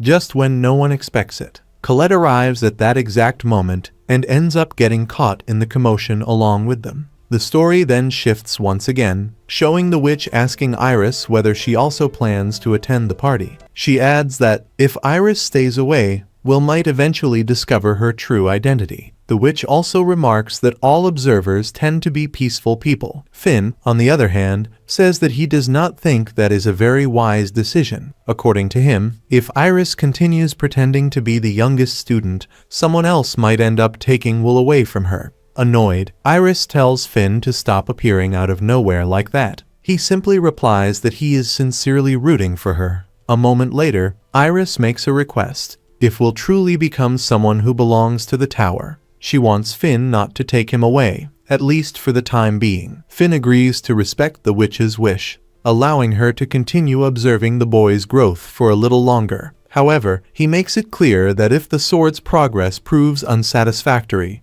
he will take Will away without even asking for his opinion. Even under those conditions, the witch agrees to the arrangement. Shortly afterward, the scene returns to the professor, who asks what is going on around there. He points out that everyone has already climbed the tower, yet they continue behaving like ordinary students. He reminds them that they are now high-ranking mages. If this had happened in the past, he certainly would have scolded all of them. However, since they successfully achieved their goal, he sees no reason to do so. Even so, he advises everyone not to let their guard down. This time, he speaks not as a teacher, but as someone with far more experience. A little later, he asks Will whether he has a few minutes to talk in private. Once they are alone, he congratulates the boy he considers his favorite student. Will thanks him and takes the opportunity to make a request. He asks whether there is any way for him to meet Elfaria because he desperately wants to see her. The professor explains that it is impossible for a member of another faction to meet a Magia Vander.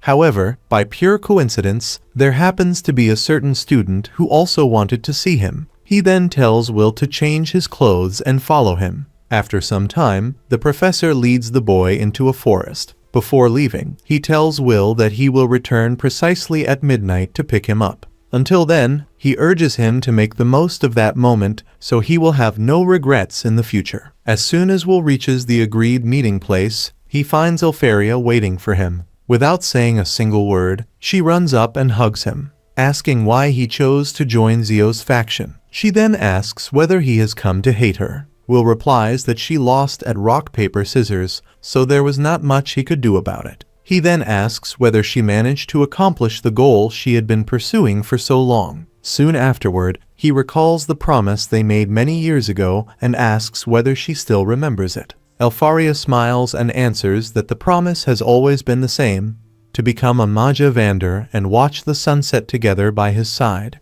Will admits that he still cannot stand beside Elfie the way he truly wants to. He feels that he must become stronger before he can finally reach her. Even so, his greatest wish is still to remain by her side, feel her warmth, and never be separated from her again. Elfie recalls that, in the past, he used to tease her with little tricks. As they try to remember what she is talking about, they wonder if those tricks might have been kisses. Although even she is not entirely sure, Will jokingly says that she is nothing like Colette, leaving Elfie confused as to why he suddenly mentioned another girl. A little later, Will realizes that some of his memories are still incomplete. He remembers Ceridwen telling him to move forward while carrying the miracle of magic with him. Because of that, he decides to recover every one of his lost memories, especially the ones he shares with Elfie. She smiles when she realizes that he wants to recover even those precious moments and comments that he is quite greedy.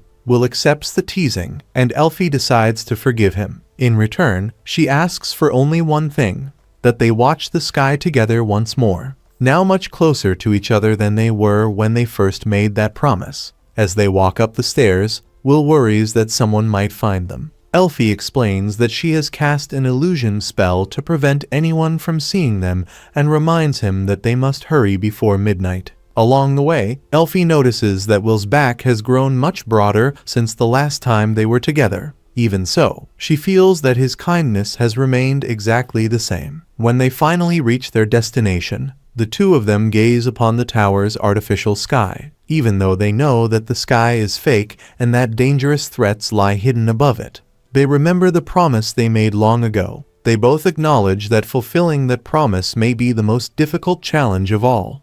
Yet they reaffirm that one day they will watch the sunset together. The following morning, the new students talk about the previous night's party and assume that the orientation meeting will simply explain what life inside the tower is like. They also discover that there are many different factions throughout the tower, and that its organization is very different from that of the Magic Academy. Soon afterward, the instructors arrive and mention that Oberto has already managed to join a faction right from the beginning. They also point out that the new generation of students possesses extraordinary potential, as even those who had previously failed managed to improve at an astonishing pace. While everyone expects an ordinary orientation session, one student is secretly assigned a special mission. His task is to carefully investigate whichever faction he joins, attend meetings, examine records, and report any suspicious activity. When he asks why he has been given such an order, he receives a troubling revelation. After investigating the recent attack on Terminalia, evidence was uncovered that could only have been provided by someone inside the tower itself. That means there is a traitor hiding among them.